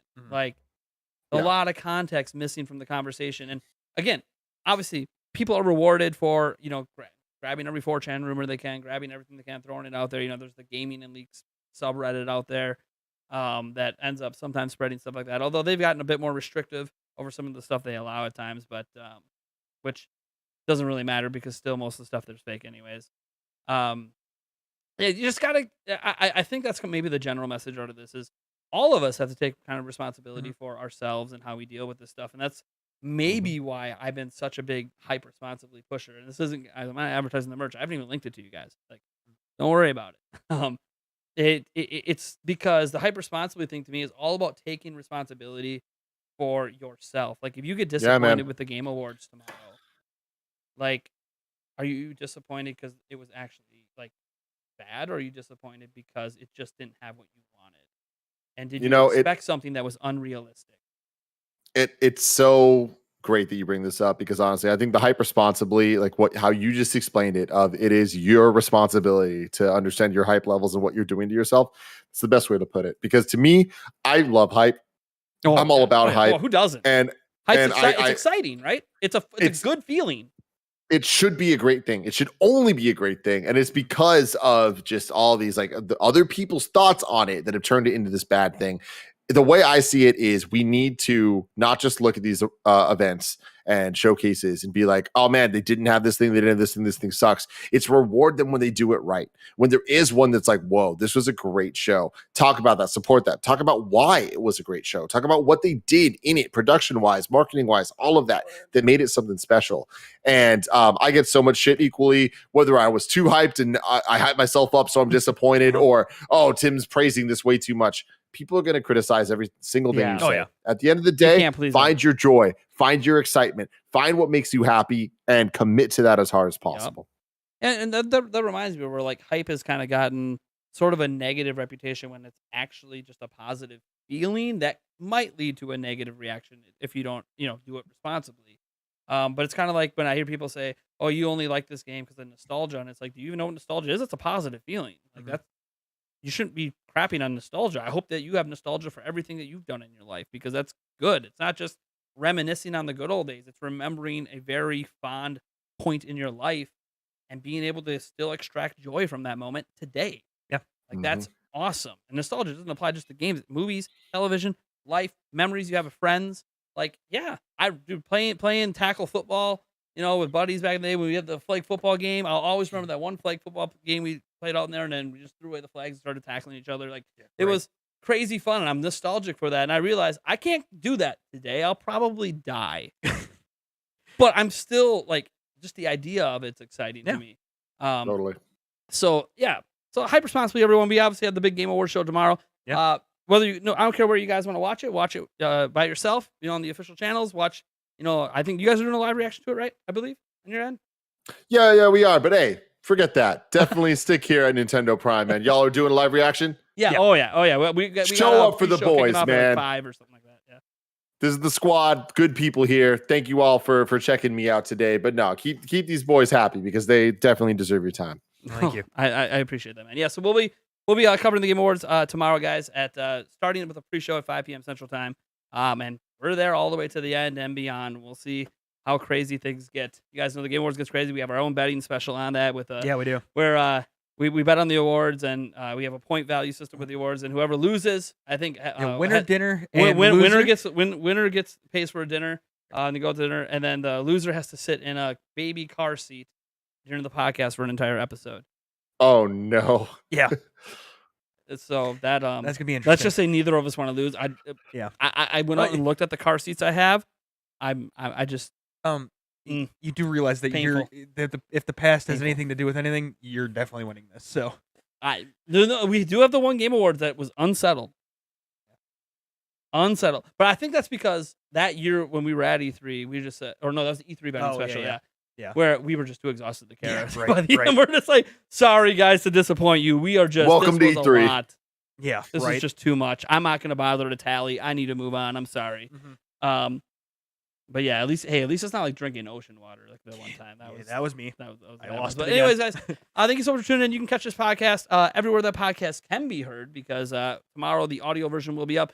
The re-uploaded version of this on the dedicated Untunnel Prime podcast channel will be there as well. Links to all that stuff are down in the description. Links to, by the way, to Tim, to his Twitter account and the Kind of Funny crew and Patreon and all that stuff down in the description. They're fully fan funded. They're an amazing crew out there. I really love everything that they do. Hopefully, this isn't the last time we have Tim and or another member of his crew on our show. And who knows? Maybe someday we pop up over there. We'll see. I don't want to get ahead of myself here. Yeah. Trying to make a good impression. We'll see what happens. So thank you guys for tuning in. And thank you, Tim, for taking time out of your day. Sorry, I know we went a smidge longer than you wanted to go today. But It's all good, man. That was too good of a conversation. That was the thing I was telling you guys. I was planning for like an hour, but we can go up to 1 hour and a half, and here we are over 2 hours. I love it, man. This was a blast. Thank you all so much for having me. All right. Thank you so much, guys. All right. Have a great night, everyone.